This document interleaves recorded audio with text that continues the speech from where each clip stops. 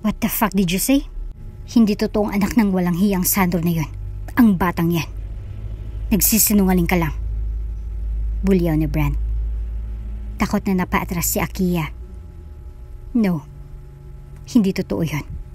Nagsisinungaling ka lang. Bulyaw ulit ni Brent.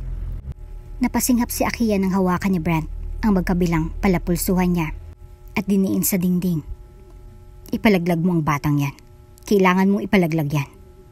Hindi ka magbubuntis ng hindi akin, Akiya. Aniya pa habang madilim na nakatingin sa dalaga. Kung bago ka pa lang sa channel neto, ibang kwento ni Ate Jane, istorya mo, ikwento ko. Huwag kalimutang pindutin ang notification bell at subscribe po. Pinagtimpla ni Akiya ang papa niya ng kape. Nasa edad 55 ng papa niya. Kung dati, ang malaking sakha na inaasikaso ng ama niya. Ngayon ay, ang maliit na garden na lang ang inaatupag nito. Nagbebenta sila ng gulay pero hindi sapat ang kita doon para tustusan ang pang-araw-araw na pangangailangan nila. Pa, kape muna. Aniya at ibinigay ang tasa ng kape. Salamat. Nasa nga palang mama mo? Nasa palengke po. Aniya at nagbitiw ng tipid ng ngiti. Ganun ba? Akala ko ba sumasakit ang likod niya? Yang mamo mo talaga. Ang tigas-tigas ng ulo. Sabing huwag siyang umalis nang siya lang eh. Sabi ko naman ay, kailangan kasama niya ako. Ang mama niya kasi ay siyang sumasama sa kaibigan nitong may pwesto sa palengke para ilakho rin ang gulay ng ama niya. Huwag po kayong mag-alala. Palalahanan ko po siya. Baka nakalimutan niya lang. Alam niyo naman si mama. Parating nagmamadali iyon. Pinagbasta nilang bukang liwayway. Siya nga pala pa. Tanggap na ako sa trabaho doon sa bayan. Kilala niyo naman ang pamilyang Greg, di ba? Niligon niya ang ama. Oh, sila bang pinag-applyan mo? Nagulat ang ama niya. Opo. Mayayaman ang mga iyon. Hindi ba sila masyadong mapili sa trabahante nila? Mabuti nakapasok ka. Bakas sa mukha ng ama niya ang pagiging proud nito sa kanya. Siyempre, pa. Ginalingin ko sa interview. Tapos, magaling naman ako sa trabaho sa bahay. Marunong rin ako magluto. Wala na silang masasabi sa akin. Aniya na kumindat pa. Napapailing na lang ang ama niya. Hay nako. Mana ka talaga sa ina mo. Ganyan na ganyan din siya magsalita eh. Ngumisi siya. Pati yung ganda papa namana ko rin malamang kay mama. Napailing naman ang ama niya. 2 taon lang ang gap ng ina niya sa papa niya. Pero nagagawa pa nito magtungo sa palengke at magbenta ng mga gulay. Simula noong tumatanda ng magulang niya, huminto na rin siya sa pagtatrabaho sa syudad. Napagdesisyonan niyang umuwi na lang sa probinsya at alagaan ng dalawa. Bago siya nagdesisyon na umuwi sa probinsya, binalak niya talaga magtrabaho na lang sa malapit sa kinaroroonan ng mga magulang niya. Mas mabuti iyon para kahit papaano ay madalaw niya parati ang dalawa. Ma, kain na tayo. Nakapagluto na ako. Aniya sa mama niyang kakarating lang at may bitbit pang basket. Oh, mukhang masarap iyan ah. Nakangiti na sambit ng ina, sabay lapag ng mga bitbit. Nagmano siya dito bago nagtungo sa lagayan ng mga plato para ilapag sa hapag. Nagluto siya ng sinigang na bangos. Paborito yun ng mama at papa niya, lalo na siya. Pa, upo na kayo. Masiglang sabi niya sa ama, nakababa lang mula sa taas. Uy, mukhang mauubos na naman ang kanin ngayong gabi. Takam na sambit ng ama. Masaya silang nagsalo-salo sa hapag ng gabing yon. Dahil kinabukasan ay mag-umpisa na siya sa brief training niya sa mansyon na pagtatrabahuhan niya. May kanya-kanya tayong naka-assign na trabaho. Hindi lahat ng trabaho sa bahay nito ay gagawin ng isang kasambahay lang. Paliwanag ng mayordoma. Hindi siya nag-iisa sa sumalang sa brief training na iyon. 3 silang baguhan na tinanggap ng pamilya Grape. Ikaw, Ma-assign ka sa kitchen. Magiging assistant ka ng cook doon kapag oras ng pagluluto. Tinuro ng mayordomo ang isang babaeng kasama niya. Ikaw naman ay sa laundry. Isa ka sa maghahakot, magtatanggal ng beddings, at mag-ooperate ng washing machines, at magtuturo sa'yo doon kapag di mo alam gagawin. Ang isa naman ang itinuro niya. Akong panghuli. Ikaw, since kakaalis lang ng katulong na pinalitan mo, ikaw ang i-assign kay Sir Brent. Great. Ngayon pa lang, sasabihin ko na sa'yong mahirap pakisamahan si Sir Brent. Kailangan mo ng mahabang pasensya para sa kanya. Tumango-tango siya. Kung ganon, mukhang mahirap ang inatas sa kanyang trabaho. Nilibot sila ng mayordomo sa malaking mansyon. Dahil sa laki niyon, naglagay na ng mga mapa sa bawat sulok ng mansyon upang hindi maligaw ang mga nandoon. Ako magtuturo sa'yo. Ano ng mayordomo sa kanya matapos may hatid sa mga quarters nito ang ibang bagong katulong. Walang ibang magtuturo sa'yo at maraming roles si Brent. Anito? Tumango-tango siya. Bawal hawakan ng ibang katulong ang gamit ni Brent. Hindi niya pinapagawa sa mga katulong na nasa laundry ang malabahin niya. Yung mismong katulong niya ang dapat gumawa nun. Ikaw, bilang personal maid ni Sir Brent, ikaw maglalaban ng lahat ng damit niya. Gusto niya rin ang babango parati ang room niya. Yung ibang roles niya ay isusulat ko na lang. Anito? Napalunok siya. Kung ganon, masyadong maarte itong si Brent. Kaya siguro walang tumatagal na katulong dito dahil sa ugali nito. Kung minamalas nga naman, at siya pang nataon na siyang magiging personal maid ng lalaking iyon. Ilang saglit lang narinig nila ng ugong ng sasakyan sa labas. Maingay iyon sapagkat racing car ang gamit. Nahulaan niya agad kung sino ang dumating, bago pa sinabi ng mayordomo kung sino iyon. Mukhang nandito na si Sir Brent. Anunsyo ng mayordomo.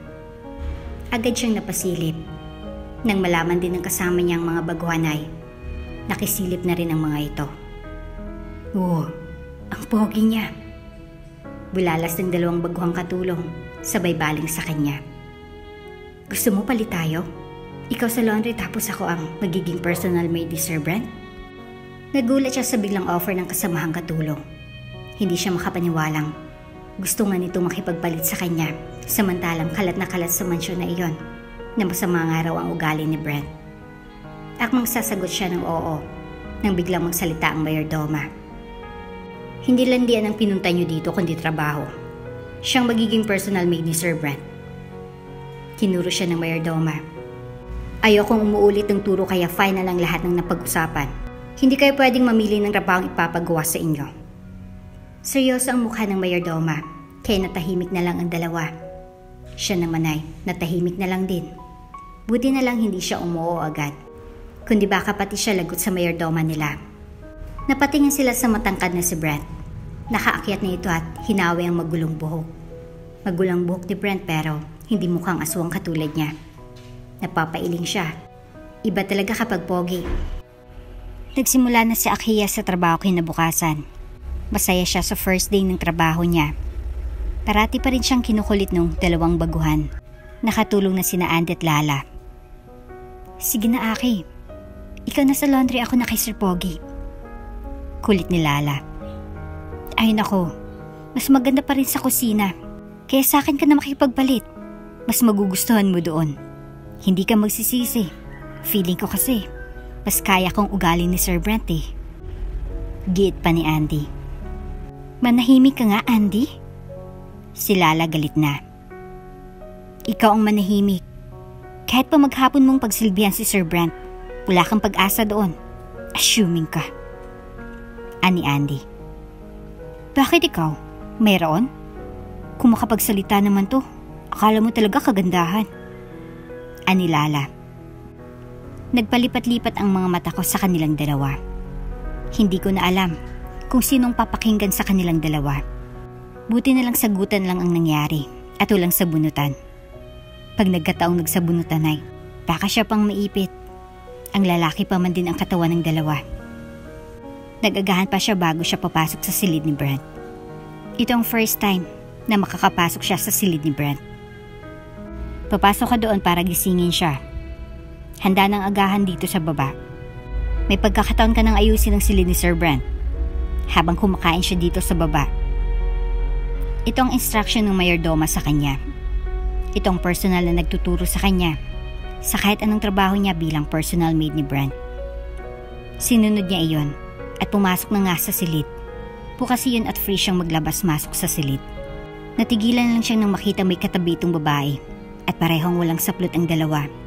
Napatakip siya ng mga mata niya nang makita niyang naghumindig na alaga ni Brent. Joseph, naibulalas niya at agad na tinakpan ng kumot ang nakikitang malaking talong. First time yung makakita ng ganon. Virgin pa siya for Patty's sake. Kaya lang kahit shock pa siya kailangan niyang gawin ang trabaho niya. Ang baboy ng lalaking ito, naisigaw niya sa isipan. Sir, gising na po kayo. Niyugyug niyang braso nito. Ayaw pa nga sana nitong gumising pero nilakasan niyang pagyugyug dito. Lintik na yan. Marami pa siyang trabaho dito. Nagkalat ang mga underwear at mga damit ng mga ito sa lapag. Tapos napakarami pang used condom sa sahig. Napupulutin niya mamaya tapos ang tagal-tagal pa nitong gisingin. Fuck. What the hell? Iritadong bulalas ni Brent. Nanatili ang malamig na ekspresyon sa mukha niya nang balingan siya ni Brent. Handa na itong manakit. Kaya lang hindi nito natuloy ang makitang wala siyang pakialam sa galit nito. Bumaba na raw po kayo. Kakain na. Aniya pa. Napamura na lang ulit si Brent. Umikot ang eyeball niya at namulot ng mga kalat sa silid. Bumaba ng dalawa. Gulo-gulo pang buhok ng babae ni Brent nang sumabay sa lalaki pababa. Parang walang nangyari sa dalawa nang parehong bumaba ang mga ito. Tinapos niya lahat ng labahin ni Brent. Naglinis siya ng silid. Paghuli niyang pinagpupulot ang mga used condom na nagkalat sa sahig. Nakatikwas pa ang mga daliri niya nang pulutin niya ang nakakadiring condom sa sahig. Napapangawi siya bawat lagay ng condom sa dustpan niya. Ang baboy talaga. Aniyang napapailing pa. Nilulunok pa nga nila yan. Tapos ikaw, diring-diri ka? Natigilin siya nang marinig ang boses na iyon sa may pinto.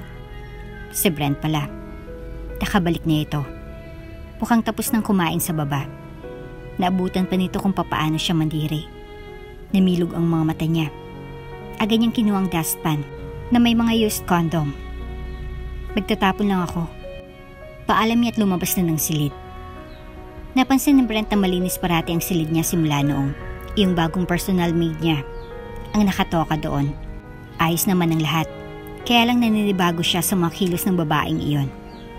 Kumusta? Parang diring-diring ito sa kanya. Samantalang yung ibang babaeng nakakasalamuha niya. Halos maglumuhod matikman lang siya. Iniisip niya, may sira sa utak itong bagong katulong niya. Nana, ano bang pangalan ng bago kong katulong? Usisa niya sa mayordoma. Nagulat ang mayordoma. Hindi pa kailanman siya nagtanong ng tungkol sa mga katulong niya. Ngayon pa lang. Ang mayordoma na si Nana Feli ay yaya niya noong bata pa siya, kaya close siya sa ginang. Bakit? May problema ba? Hindi mo gusto? Usisa ng mayordoma. Ngumuso lang siya. Akiya Hernandez ang pangalan niya. Taga-kabilang bayan lang siya. Sagot ni Nana Feli niya. Tumango-tango siya. Hindi ko nga siya gusto. Ayoko ng word na katulong. Hindi ko gusto yung mga tingin niya. Aniya't iritado. Bakit? Pinagdanasahan ka? Hindi na bago kay Brent na pagnasahan ng kahit na sino. Kaya lang iba ito ngayon. Baliktad nanay. Para siyang nandidiri sa akin. Kulang na lang sabihin niyang para akong naglalakad na tayo sa paningin niya. Kaya hindi ko talaga siya gusto. Nagulat ang mayordoma. Bago ito para sa mayordoma. Excited tuloy si Nana Feli. Naikwento iyon sa mga magulang ni Brent. Humagalpak ng tao si Madam Ruby nang marinig ang kwento ni Nana Feli kinagabihan. Aba, mukhang nagugustuhan ko ng katulong na ito. Mukhang sa wakas ay may katapat ng uniko iho ko. Kung ganon, gawin mo ang lahat, Nana Feli. Huwag na huwag mong hayaang makalis itong bagong katulong na ito. Ang tinutukoy ni Madam Ruby ay si Akiya. Masusunod po, madam. Magalang na yumukod si Nana Feli. Taasan mo ang sahod niya. Kahit pa ilang beses sabihin ng anak kong paalisin ang katulong na iyon. Huwag na huwag kayong makikinig. Maotoridad na utos ni Madam Ruby, sabay ngisi. Walang kamalay-malay si Brent sa naging desisyon ng kanyang ina. Walang bagay na hindi nakukuha ni Brent. Kaya umaasa si Brent na bukas din ay masusunod ang gusto niyang paalisin si Akiya. Kaya lang kinabukasan ay nagulat na lang ang binata nang si Akiya pa rin ang gumising sa kanya. Sir, gising na. Handa ng almusal sa baba. Kakain na raw. Formal na sabi ni Akiya. What the fuck? Bulalas niya. Iniisip niyang panaginip lang iyon. Pero nang hawakan niyang braso ng babae ay naramdaman niyang balat nito. Hindi siya nananaginip. Idagdag mong ngumuwi ito sa hawak niya. Ang kaartihan nito ang nagpapatunay na totoong Akiya na nasa harapan niya. Hindi talaga makapaniwala si Brent na nasa bahay pa rin si Akiya na iyon. Naiirita siya. Bakit hindi ito pinalis ng mama niya? What happened, ma? Sabi ko ayoko sa katulong na yon. Word siya. Bulalas niya. Nasa bar siya tanghaling tapat. Naiirita siyang tumambay sa bahay dahil sa Akiya na yon. Why? Hindi ka lang gusto. Weird agad? Feeling ko mabuti siya para sa'yo. Para magbago ka na. Tumawa ang mama niya sa kabilang linya. Bagbago? Anong babaguhin ko, ma? I'm good. Walang dapat baguhin sa akin. Sunsan, marirealize mo rin. Ani ng mama niya, saka siya binabaan ng tawag. Nang makauwi siya, nakita niya na naman ang babaeng tahimik na naglilinis sa silid niya. Binalingan siya nito gamit ang malamig na tingin. Tapos ay walang pakialam na binalik ang tingin sa ginagawa. Weirdo. Aniyat nagtungo sa banyo para maligo. Nagtoothbrush muna siya bago maliligo. Kaya lang habang nakaharap siya sa salaminay, may bigla siyang narealize. Ano kaya kung pahirapan niya si Akiya? Tinignan niya ang mga maayos na naka-arrange na mga gamit sa banyo. Nakangisi na kinuha niyang mga yon at pinagkakalat sa sahig. Tapos ang mga tissue ay pinagkakalat niya rin. Sinulatan niya gamit ng toothpaste ang salamin. Sinulat niya doon ay hello, weirdo Akiya. Saka siya niligo. Tapos ay pinagdudurog niya rin ang sabon at pinagdidikit sa pader. Nang makalabas siya ay may ngiting tagumpay na sinulyapan niya sa Akiya na halatang napagod sa paglalaba. Napangisi na lang siya nang marinig ang mga reklamo ni Akiya sa loob ng banyo nang makapasok ito doon. Nilalagyan ng shave cream ang kama, pinagtatapon ang mga unan at minsan ay ginugulo ang mga perfume sa lagayan. Tapos maghanap nga lang ng nag-iisang damit ay kailangan pang guluhin lahat ng tinupi niya. Punong-puno na talaga sa Akiya sa kaabnuan ng Brent na yon. Kung di lang dahil sobrang laki ng sahod niya ay hindi niya ito pagtitiisan. Kahit mamuti lahat ng buhok niya sa ulo ay hindi niya bibitawan ng trabahong ito. Wala siyang makikitang ibang trabaho malapit sa probinsya nila na may 18,000 ang kinsenas. Sobrang laki noon para sa kanya. Nagngingit-ngit siya habang kumakain ng agahan niya. 9:00 na. Agahan pa ba iyon? Kung di lang dahil napakaraming kinalat si Brent sa kwarto ay kanina pa sana siya nakakain. Lumalamon pa siya nang makita niya na naman si Brent na paakyat. Nakangisi ito ng sulyapan siya bago nagtuloy sa taas. Ngisi na alam mong walang gagawing maganda. Sarap balatan ng buhay. Bulalas niya. Kakatapos niya lang, magkakalat na naman ito doon. Paulit-ulit niya yung ginagawa ni Brent. Hindi na ito napagod kakakalat habang siya tagasunod sa kalat nito. Hey, Akiya. Isang araw tinawag siya ni Brent. Nanibago siya nang tawagin siya nito sa pangalan niya. Bitbit niyang isang malaking basket ng labahin dahil yung dami ng labahan ni Brent sa 2 araw ay pang 1 linggo. Kakasuot lang, hubarin na naman. Tapos itatapon na lang bigla sa labahan kahit hindi naman talaga marumi. I-handwash mo yan ha. Biglang utos nito. Kumunot ang noon niya. Di ba sa washing ako madalas maglaba? Ngumisi ito. Oh, complaining? I just want it hand wash. So do it by hand. Nang gagalaitin na tinitigan niya ito, ang towel na pinamunas nito sa pawis ay nilagay din ito sa basket na hawak niya. Bilisan mo, marami ka pang lilinisin. Ayoko makalat ang kwarto ko. Dagdag pa nito. Kaya iritadong nagtungo na lang siya sa washing area at doon naglaba. Hand wash. Gaya ng utos nito. Pagod na siya nang matapos siya sa pinalabhan sa kanya. Tapos ay pagkapasok niya sa banyo ay naabutan niya pang maruming banyo. Nilinisan niya lahat iyon pati ang mga pinagkakalat nitong mga tissue doon. Last niyang kinuskus ang bathtub ng binata. Napatuyo niya ang bathtub at malinis na rin iyon nang humiga siya sa loob ng bathtub at saglit na pinigit ang mga mata.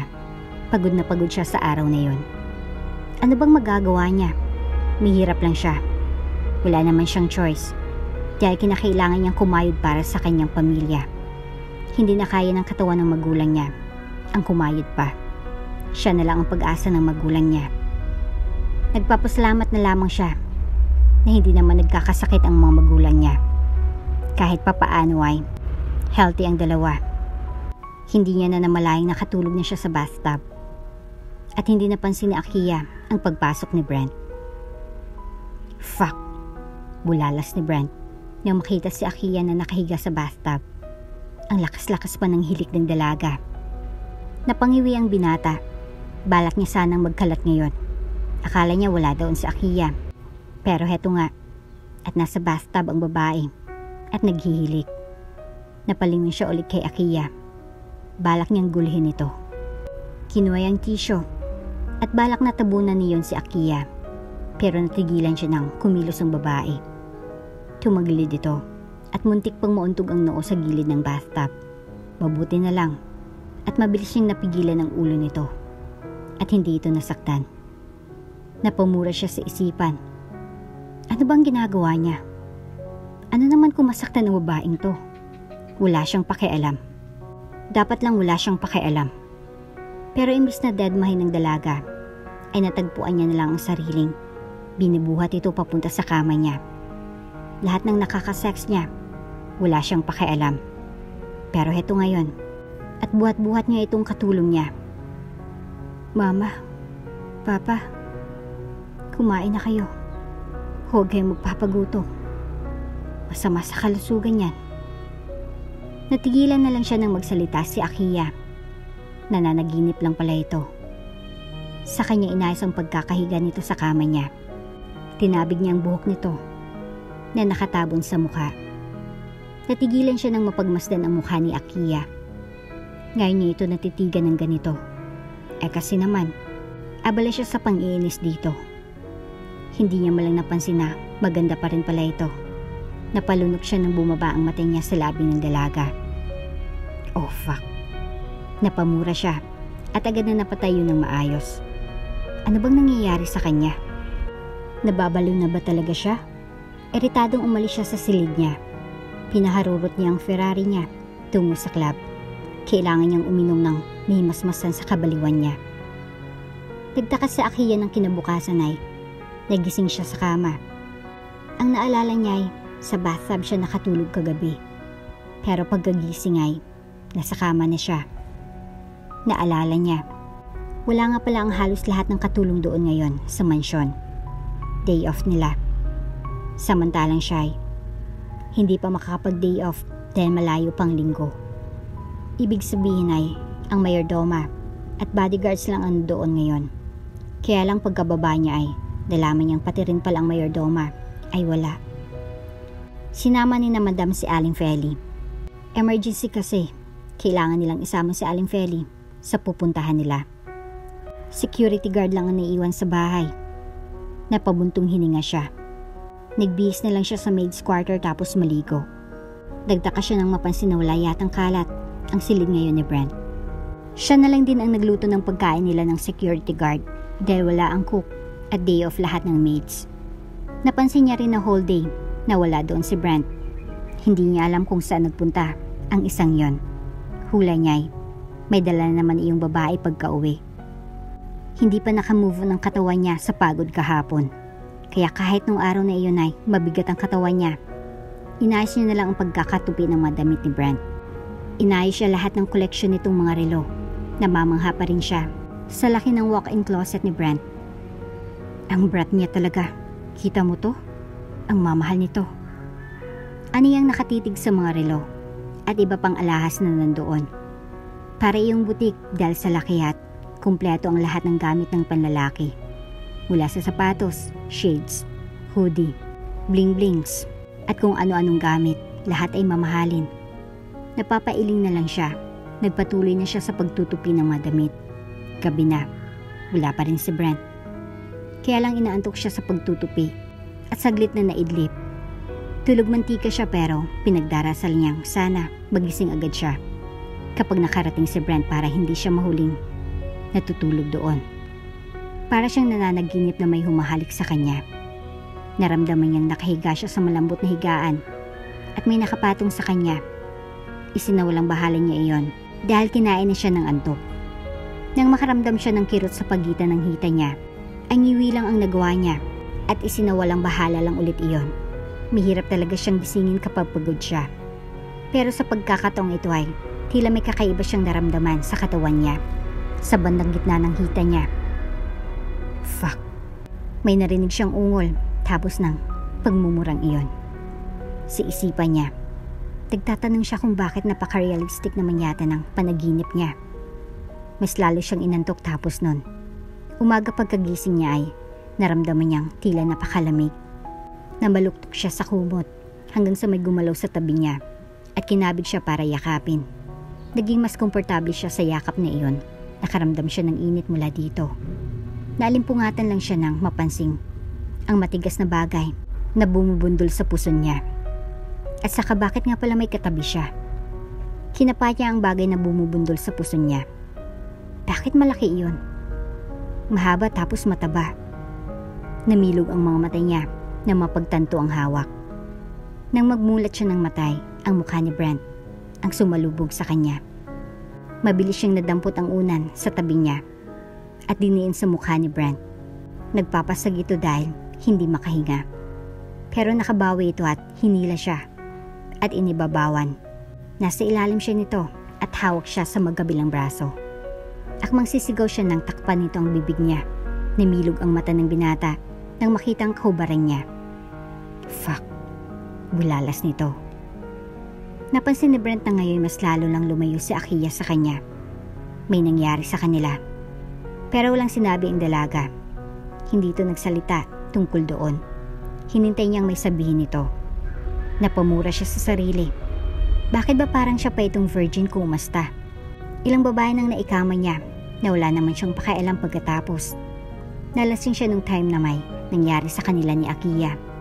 Nakita niya ito sa closet niya at akala niya hallucinations niya lang iyon. Siyang nakauna kay Akiya. Palatandaan iyon ang nagmarkang dugo sa bedsheet niya. Akiya. Tawag niya dito ng akmang aalis na naman ito. Tapos nitong malinisan ang silid niya. Hindi niya na ito pinahirapan pa. Sumuko na siya doon. Tila may nagbago matapos nung malaman niyang may nangyari sa kanila. Po, formal na response ng dalaga. Napalunok siya bago nagawang magsalita. I brought an antibiotics. Maybe you're still sore. Napansin niya ang pamumula ng mukha ni Akiya at agad na umiling. Ayos na po ako. Salamat. At akma na namang aalis nang magsalita ulit siya. Let's talk. Aniya. Naiirita siya. Bakit ba parang siya pa itong naghahabol ngayon? Ano po yun? Marami pa po akong gagawin. Pwede niyo na pong sabihin ngayon dito. Nanatiling seryoso ang mukha ni Akiya. Really? Huh? Talagang ayaw mong pag-usapan yung nangyayari sa atin? Habang halos mabaliw ako kakaisip tungkol doon. Ikaw naman tong parang wala lang. You were a virgin when we do that. I was the first. Tapos kung umakto ka parang, tapos na po iyon. Hymen lang po yun. Iyon lang yun. At ayaw ko nang balikan pa. Gagawin ko pang trabaho ko dito. Putol nito. Parang gusto niyang matawa sa sinabi nito. Anong hymen lang? Sa ibang babae. Importante iyon. Pero kay Akiya, wala lang iyon. So siya lang ang nag-iisip na maghahabol sa Akiya para hingin ng suporta niya.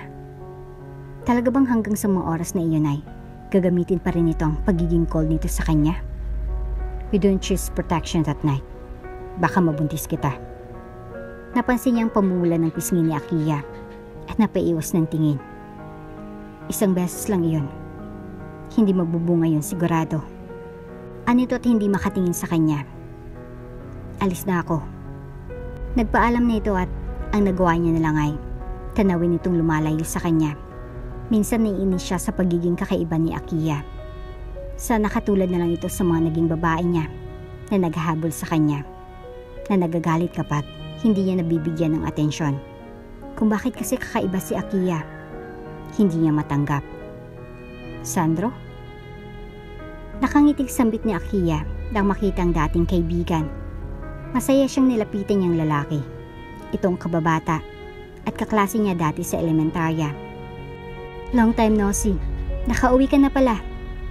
Nilapitan agad siya ni Sandro para yakapin.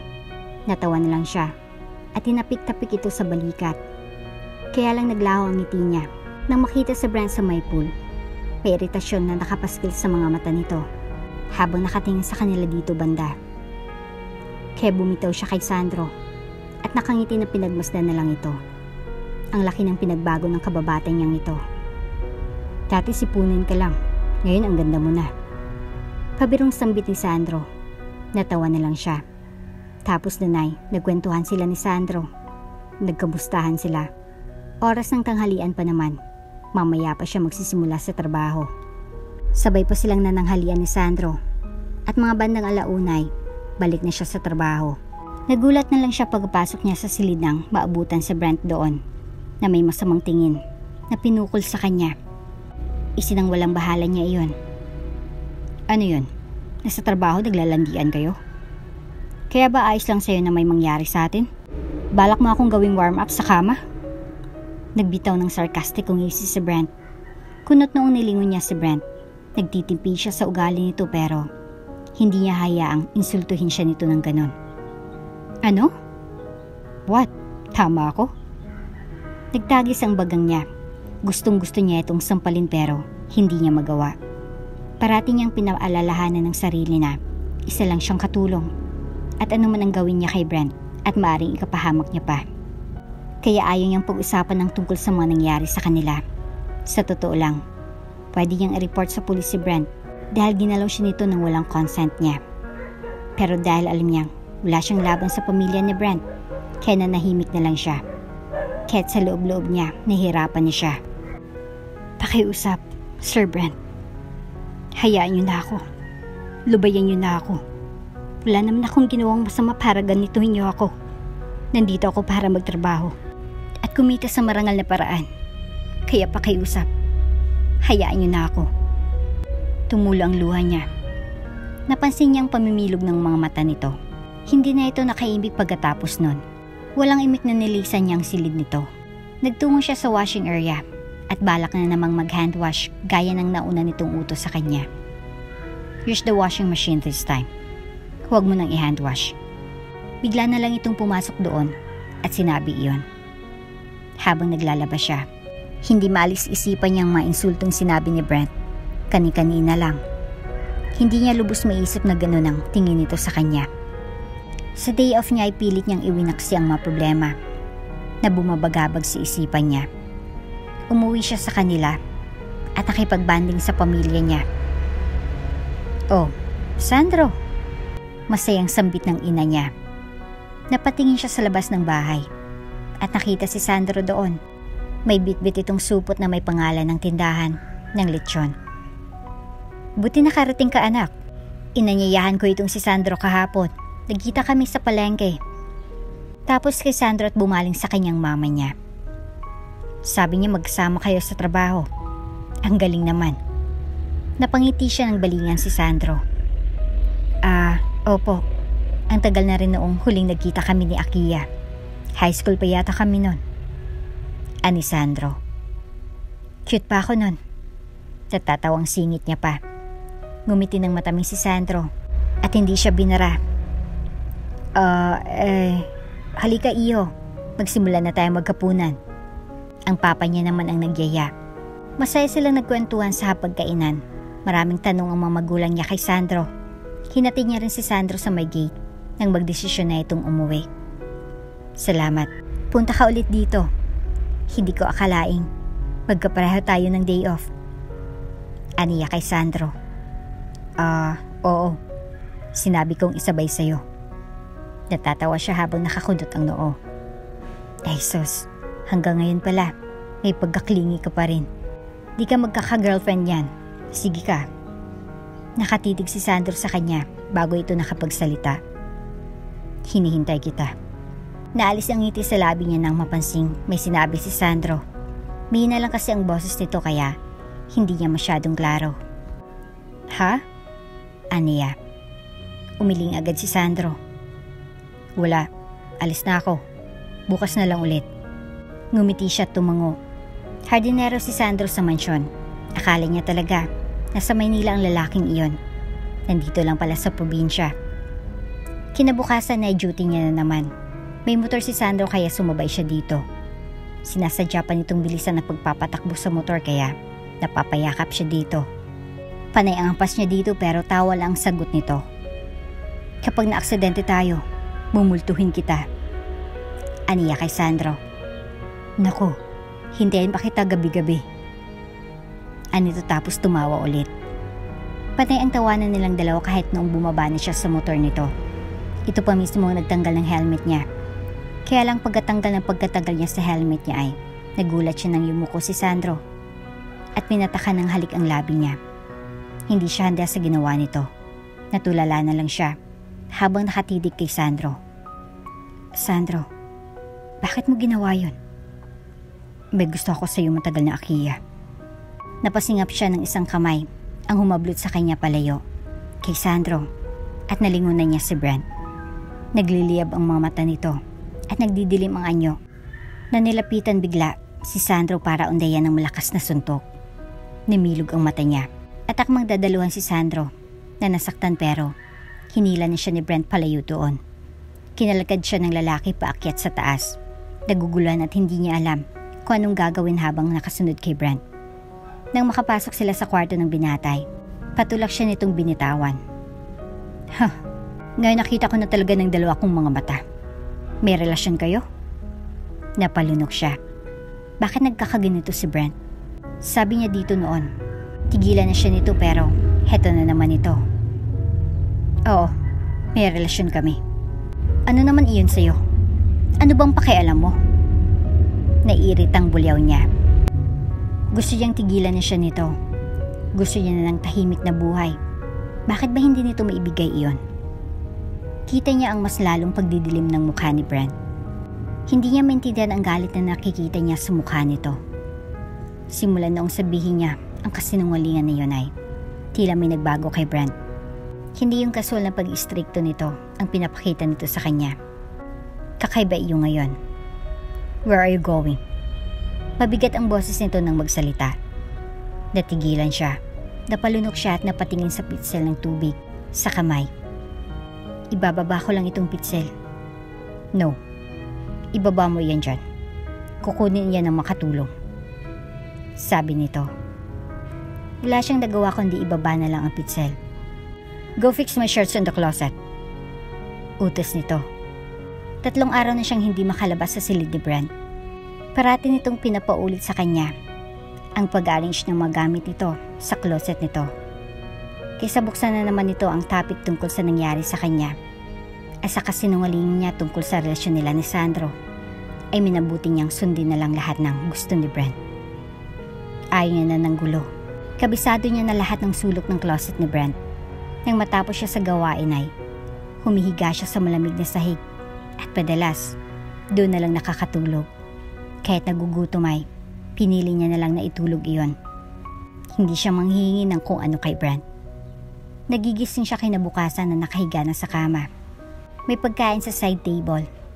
Gutom na gutom siya pero hindi niya kakainin iyon. Kaya lang sa tuwing susubukan niyang buksan ng pinto ay malalaman niyang sarado iyon. Nakalakang pinto. Kaya wala siyang choice kundi ang kainin ang pagkain na nandoon. 1 linggo na nanatili siyang nakakulong sa silid na yon. Umiiyak siyang nakaupo sa kama kinagabihan. Tinitiis niya ito dahil sa mga magulang niya. Kailangan niyang kumita ng pera. Kahit below the belt na, ay kinakaya niya. Bumukas ang pinto ng silid at iniluwa doon si Brent. Madilim ang silid dahil nanatili lang siyang nakatulala sa kama nito at wala siyang ibang ginawa. Nang magbukas ang pinto ay saka lang nagkaliwanag. Basta ang pisngi niya sa luha nang tumingala siya kay Brent. Bakas ang pag-alala sa mga mata nito. Agad nitong sinara ang pinto at binuksan ang mga ilaw. Tsaka napasingap siya nang yakapin siya nito. Why didn't you turn on the lights? Nanatili siyang tulala habang umiiyak. Hindi siya nagsalita. Ilang beses itong napamura. Pinahid nitong luha sa pisngi niya. I'm sorry. I'm really sorry. At saka niyakap siya ulit nito. Natulog silang magkayakap. Nagulat na lang siya kinabukasan na bukas ng pinto ng silid ni Brent. Wala sa sariling lumabas siya sa silid. Ngayon niya lang ulit nakita ang hitsura ng labas. Nagtungo siya sa maid's quarter at napatingin sa kanyang mga katulong doon. Hala, ngayon lang kita nakita. Saan ka nang galing? Gulat na bulalas ng ibang katulong. Tahimik lang ang mayordoma. May ideya ang mayordoma sa mga nangyayari pero hindi ito nagsasalita. 4 na araw nang nagdaan at nakabalik na rin ang pamilya ni Brent sa mansyon. Nalaman niyang wala si Sandro doon. Tinanggal na ito doon. May duda siya kung sinong may gawa. Si Brent. Napabaling siya sa gawin ni Brent nang makita itong nakasunod sa ina, nakabababa lang mula sa sasakyan. How's everything here? Masayang buga ni Madam Ruby sa lahat. Tapos ay bumaling si Madam sa kanya at ngumiti. Simpleng tangulang ang naging tugon niya dito. Sinulyapan niya si Brent. Nang akma na silang magkatinginan ay nag-iwas agad siya ng tingin dito. Sinulit niyang day off niya nang dumating iyon. Umuwi siya sa kanila at nakipagband sa pamilya niya. Panay ang ngiti niya kahit ang totoo ay hindi talaga siya masaya. Nagulat na lang siya nang dumating si Sandro sa kanila. Naglaang kumpiyansa niyang ngumiti sa harapan ng pamilya niya dahil alam niyang may ideya si Sandro sa mga nangyayari sa mansyon ng Margaret. Matapos nga silang maghapunan ay agad siyang nilapitan ni Sandro. Mag-usap tayo, Akiya. Andito na agad siyang hinila palabas ng bahay. Agad siya nitong hinarap. Umalis ka na doon. Umiling siya. Hindi pwede, Sandro. Bakit hindi? Napalunok siya. Alam mo naman kailangan kong malapit sa pamilya ko. Eh di sa palengke tayo magtrabaho. Maraming mapapasukan doon. Umiling ulit siya at napamura si Sandro. Aminin man natin o hindi, mas malaki pa rin ang pinapasadang Margaret kaysa sa ibang trabaho dyan sa bayan. Hindi kami mabubuhay ng pamilya ko sa pasahod sa palengke, Sandro. Nagtagis ang bagang nito nang titigan siya. Tila isa siyang hopeless na bagay na nakaparada sa harap nito. Kaya ko pa, Sandro. Hindi naman ako sinasaktan doon. Wala naman silang ginawa sa akin. Ilang araw kang hindi bumababa nung nandun ako. Ilang araw kitang hindi nakita doon. Sabihin mo kinukulong ka ba niya? Hinawakan siya nito sa magkabilang balikat niya. Matagal bago siya nakapagsalita. Gusto niyang sabihin tama ito, pero hindi niya magawa. Hindi, Putang ina, huwag ka na magsinungaling. Napakurap-kurap siya sa gulat. Kalaunan ay umiling pa rin siya. Napakurap-kurap siya sa gulat. Kalaunan ay umiling pa rin siya. Inaantok na ako. Ingat ka sa daan, Sandro. Agad niya itong tinalikuran kahit alam niyang marami pa itong gustong sabihin sa kanya. Umiyak siya kinagabihan. Nagpapasalamat siyang may sarili na siyang silid sa bahay nila. Kahit pa paano ay pwede niyang iyak ang lahat ng problema niya nang hindi nalalaman ng pamilya niya. Matatandaan ng dalawa. Ayaw niyang alalahanin pa ng mga ito ang sitwasyon niya. Nakangiti siyang nagpaalam sa mga magulang niya kinabukasan para bumalik na sa mansyon. Mag-ingat ka, anak. Sa susunod na day off mo, nagluluto na ako ng sinigang. Paborito natin iyong 3. Nakangisi na sabi ng ina niya. Sure po, agahan kong umuwi dito. Ako na lang bibili sa palengke ng Marcados. Marami pang plano ang mama niya sa susunod niyang day off. Nakaramihan ay hindi niya na nasa ulo. Nang nasa daanan siya sakay ng tricycle ay napuno ng mapangamba ang puso niya. May kakaibang kaba siyang naramdaman. Habang pinagmamasdan ang tanawin sa labas, hindi niya alam kung bakit. Napabuntong hininga siya nang makababa siya ng tricycle at binaba siya mismo sa napakalaking gate ng mansyon. Mas lalong lumakas ang kaba niya ngayong nandito na siya sa harapan ng mansyon. Napahawak siya sa dibdib at napatingala sa Teresa ng silid ni Brent. Nakita niya doon ang binata. Tila hinintay nito ang pagdating niya. Abalang mansyon dahil uwi ang ama ni Brent na si Senior Bernard. Mas abala nga lang ngayon sa kusina. Si Brent ang sumundo sa ama sa airport habang siya ay inayos ang lahat ng ginamit ni Brent. Nasa banyo si Akiya at nilinisan ng bathtub. Nang makaamoy siya ng matapang na amoy ng body wash, bigla na lang siyang nahilo. Kaya dali-dali siyang lumabas ng banyo. Tinakpan niya ang bibig niya nang mapansin niyang maduduwal siya. Nakahinga siya ng maluwag nang tumigil iyon. Kinagabihan na nagtungo na ang lahat sa likod ng bahay. Tumulong siya sa pagsiserve dahil wala naman siyang ibang gagawin. Nandun ang lahat. Ang ama ni Brent na si Senior Bernard at si Madam Ruby na masayang kasalo ang pamilya. Minsan lang silang magkakasabay sa pagkain kaya napakasaya ng mag-asawa. Ngayon ka lang nakisali sa amin, Iho. Napakalaking himala nito. Dati-rati ay halos ayaw mo magpakita rito sa bahay. Laging wala kang time sa family dinner natin. Puna ng ama na si Bernard. Nagulat si Brent nang maging topic bigla ng magulang. Natawa na lang bigla si Madam Ruby. May sekreto akong sasabihin sa iyo mamaya, honey. Napansin ko rin na nag-iba nitong anak natin. Simula nung dumating ang taong ito sa buhay natin. Nakakatuwa nga eh. Takangiting sambit ni Madam Ruby sa asawa. Tapos sumulyap ang madam kay Akiya sa tabi. That's interesting. Parang gusto ko kaagad malaman iyan. Natatawang tugon ni Senyor. Nagsimula nang lumapit si Akiya kay Brent upang lagyan ng juice ang baso ng binata. Kaya lang biglang nakaamoy siya ng bawang. Dahilan para bumaliktad na naman ang sikmura niya. Napasinghap siya sa bibig at muntik nang maduwal doon. Oh my God, what happened? Bulalas ng madam. Nagmandaling umalis si Akiya doon at pumasok sa loob. Agad naman na sinundan ni Brent ang babae. Nagkatinginan ang mag-asawang Craig. Hindi natuloy ang family dinner dahil sa nangyari doon sa hapag. Imbis na ituloy iyon, ay nagtawag si madam ng family doctor upang patingnan si Akiya. Ayos lang po ako. Hindi na po kailangan. Paulit-ulit na tanggi ni Akiya sa mag-asawang Craig. Kanina pa nakakunot ang noo ni Madam Ruby habang nakatingin siya sa tiyan ni Akiya. May duda ang madam. Palipat-lipat ang tingin nito sa tiyan ni Akiya at sa anak na si Brent. Nang ma-check si Akiya ay ngumiti ang doktor sa mag-asawang Craig na ikinalito ng lahat. Buntis po itong kasambahay niyo, sabi ng doktor. Namilog ang mga mata ni Madam Ruby at napatingin kay Akiya at kay Brent. Matapos ma-check at mabigyan ng reseta si Akiya, agad nagpatawag ng meeting si Madam Ruby. Sumama ka, Akiya. Ani Madam sa seryosong muka. Sa library ang kanilang gagawing meeting. Silang apat lang doon sa library. Kung kanina ay masaya si Madam Ruby sa outcome ni Brent dahil kay Akiya. Ngayon naman ay parang Biyernes Santo ang mukha ng Madam dahil sa nalaman. Masayang Madam na na-impluwensyahan nitong anak ngunit hindi nito pinangarap na makabuntis ang anak ng isang maid. Habang nag-aalala ang ina ng binatay, abot tenga naman ang isip ni Brent. Malaking kumpiyansa ni Brent na siyang ama ng batang dinadala ni Akiya.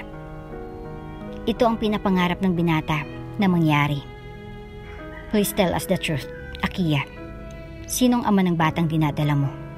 Mabigat ang tono ni Madam Ruby. Napalunok si Akiya nang balingan si Brent. May duda si Madam Ruby, ngunit gusto ng madam na marinig mismo sa bibig ni Akiya. Ma, stop this. Nakaka-stress ang tanong mo. Sagot ni Brent. Pinandilatan ni Ruby ang anak. You shut up, Brent. Bumaling si Ruby kay Akiya. Hindi agad makapagsalita ang dalaga. Now, Akiya, sino? Tumingila si Akiya at tiningnan sa mga mata ang madam. Si Sandro po ang ama ng dinadala ko. Natigilan si Brent sa narinig. Parang hindi agad na proseso sa utak ng binata ang sinabi ni Akiya. Samantalang si Madam Ruby ay abot hanggang langit ang pasasalamat nang marinig iyon kay Akiya. Saka palang nakangiti si Ruby. Hindi yan totoo. Bago pa lang ang relasyon niyo ni Sandro. Iritadong tumayo si Brent at akmang lalapitan si Akiya ng pigilan ng ama. Brent, you heard what she said. Anak ng ibang dinadala niya. What's wrong with you? Bakit hindi mo matanggap? Bulyaw ni Bernard sa anak. Kumunot ang noo ni Ruby sa inakto ng anak. May konklusyon agad na nabuo sa isipan ni Ruby. Ibig sabihin, at talagang may nangyari nga sa pagitan ng dalawa. Kaya hindi matanggap ni Brent ang sinabi ni Akiya. I'm sorry po. Aalis na muna ako. Takot na umalis agad si Akiya sa library. Patakbong nagtungo sa Akiya sa maid's quarter. Nakasunod naman ang tingin ng mga katulong nang dumaan si Akiya. Agad na nagbulungan ng lahat. Brent! Dumagundong ang boses ng senior nang umalis si Brent sa library. Sumunod si Brent kay Akiya sa maid's quarter. Mag-isa si Akiya sa silid ng maabutan ni Brent. What the fuck did you say? Hindi totoong anak ng walang hiyang Sandro na yon, ang batang yan. Nagsisinungaling ka lang. Bulyaw ni Brent. Takot na napaatras si Akiya. Umiling siya. No, hindi totoo yon. Nagsisinungaling ka lang. Bulyaw ulit ni Brent. Napasinghap si Akiya ng hawakan ni Brent ang magkabilang palapulsuhan niya at diniin sa dingding. Balak pumasok ng mayordoma upang awatin si Brent sa loob pero sinipa ni Brent ang pinto kaya't walang nakapasok. Ipalaglag mong batang yan. Kailangan mo ipalaglag yan. Hindi ka magbubuntis ng hindi akin, Akiya. Natigilan si Akiya sa narinig. Hindi niya lubos sa kalaing lalabas sa bibig ni Brent ang mga katagang iyon. Kay Brent man o hindi ang nasa sinapupunan niya, wala itong karapatang patayin ang anak niya. Hindi ito magdedesisyon sa buhay ng anak niya. Bukas na bukas din, tatawagan kong doktor to do the abortion. Pagkatapos ko sa batang yan, ay isusunod kong ama. Papatayin ko siya. Naintindihan mo, Akiya? Papatayin ko siya. Nagdidilim ang mga mata ni Brent. Tila hindi niya ito makilala. Tila halimaw ang nasa harapan niya. Nanginginig si Akiya habang nakahiga sa kama. Katabi niya si Brent sa kabilang side. Imbis na hayaan siya ng binatang matulog sa maid's quarter, ay sa kwarto siya nito pinatulog. Pinabantayan siya ni Brent. Gustong gusto talaga nitong ipa-abort ang anak nila. Sleep now, Akiya. Maaga pa tayo bukas. Yumakap ito sa kanya. Napasinghap siya. Umiiyak pa rin siya habang yakap nito. Hindi niya magawang kumalma lalo na at alam niyang kahantungan ng anak niya kinabukasan kapag hindi siya nakatakas ngayon. Kahit anong mangyari, tatakas siya. Nababaliw na ito. Nagsisisi siyang nakilala niya si Brent. Tinis siyang antok. Nilabanan niya iyon. Gumalaw-galaw siya upang maalis ang kamay ni Brent sa baywang niya. Maghanda siya kapag nakatulog na ang lalaki. Saktong bandang alauna ng madaling araw nang mapansin niyang mahimbing ng tulog ng katabi niya. Kaya't dahan-dahan siyang gumalaw at sinikap na huwag itong magising at baka katapusan niya na. Mabilis siyang nagtungo sa pinto. Hindi siya nag-aksaya ng panahon at mabilis na binuksan ang pinto. Kaya lang laking gulat niya nang masalubong niya ang mayordoma. Namilog ang mga mata niya nang mapagtanto ang sitwasyon. Nagtatrabaho ito sa pamilyang ito. Yaya ito ni Brent. Ano pang laban niya ngayon? Tumingin si Nana Felix sa pinto ng silid ni Brent at sa kanya. Biglang tumulo ang luha niya. Sa pagkakataong ito, talagang katapusan niya na. Isusumbong siya nito. Parang awa niyo na. May hinang sambit niya sa babae. Kung pwede lang siyang lumuhod sa harapan nito, para pagbigyan siya nito, ay gagawin niya. Bumuntong hininga si Nana Feli. Bigla itong may dinukot sa bulsa nito. Kumalansing ang susi na kinuha nito. Tinanggal nitong isang susi na maliit. Ito, gamitin mo ito. Sa likod ka dumaan. Nakalimutan na nilang may maliit na gate doon. Dahil luma na iyon. Diretso ka lang tapos sa unahan ay paradahanan ng mga tricycle. Natigilan siya sa susunod na sinabi ng mayordoma. Inasahan niyang ibubuking siya nito pero hindi yun ang ginawa nito. Salamat. Nagsimula na siyang maiyak. Anak ng turing ko kay Brent. At hindi ako papayag na gumawa siya ng kasalanan. Hindi ko hayaan iyon. Mas lalo lang siyang naiyak sa mga sinabi ng ginang. May isa pang dinukot sa bulsa ang ginang. Isang sobre na brown. Nilahad nito iyon sa kamay niya. Heto, 20,000 iyan. Wala nang oras para kunin mo pang pera mo sa maid's quarter. Kaya ito ang ipon ko ang gamitin mo. Magmadali ka na agad. Alis na. Pag-aapuran nito at saka tinulak na siya nito paalis.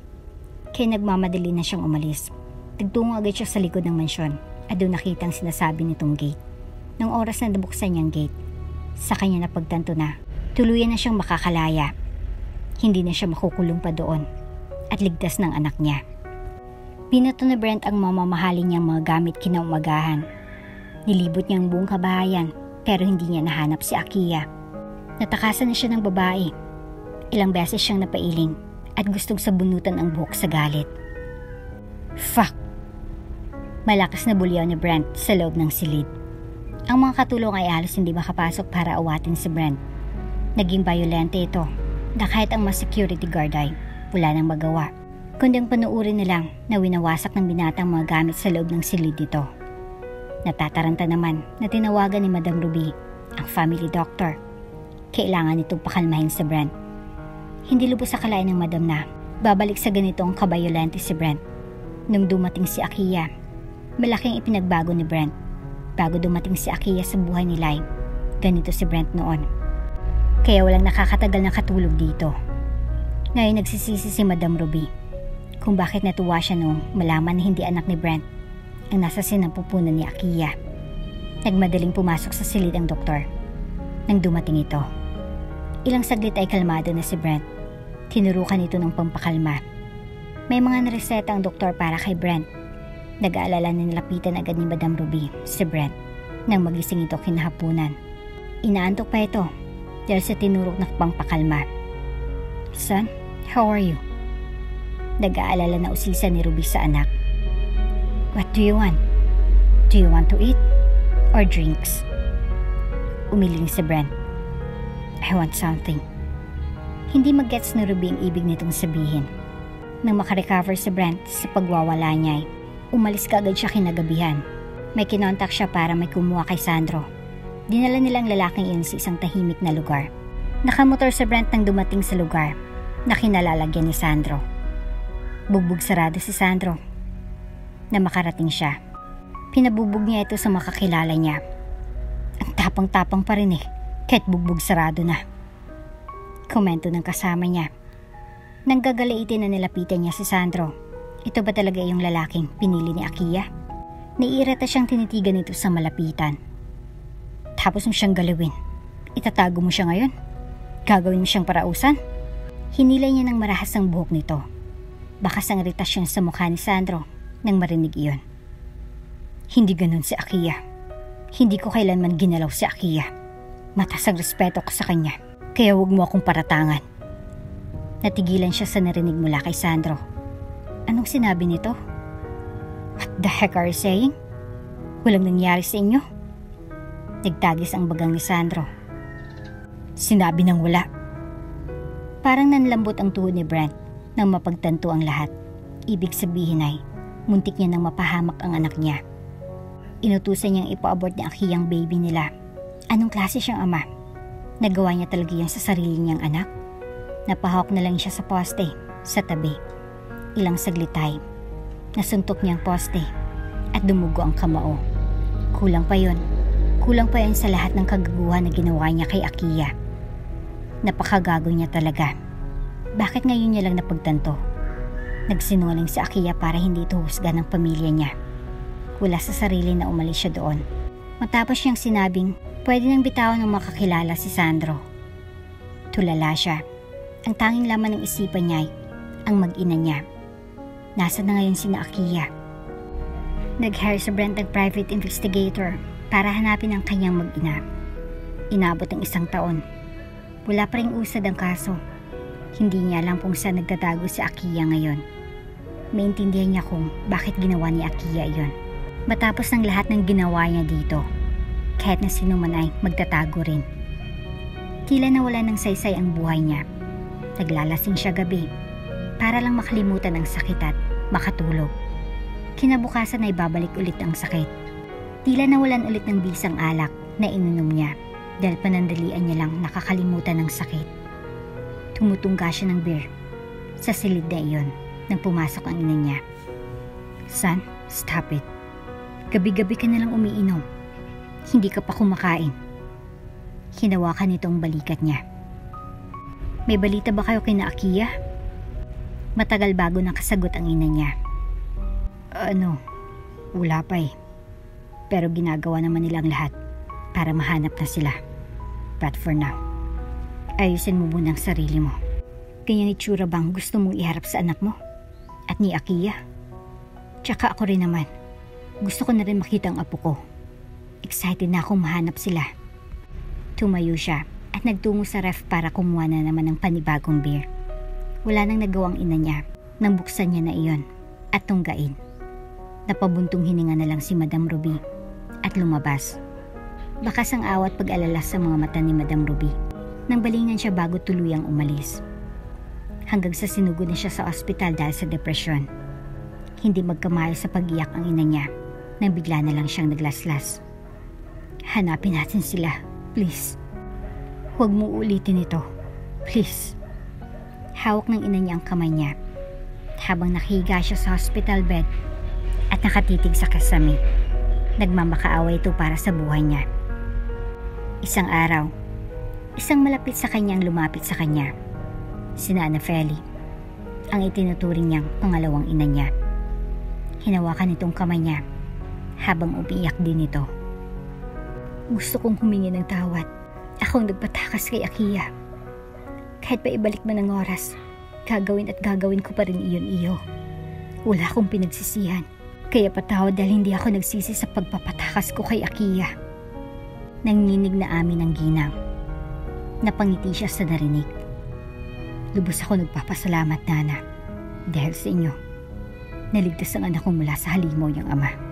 Salamat at pinatakas niyo sila. Humigpit ang hawak ni Felix sa kamay ni Brent.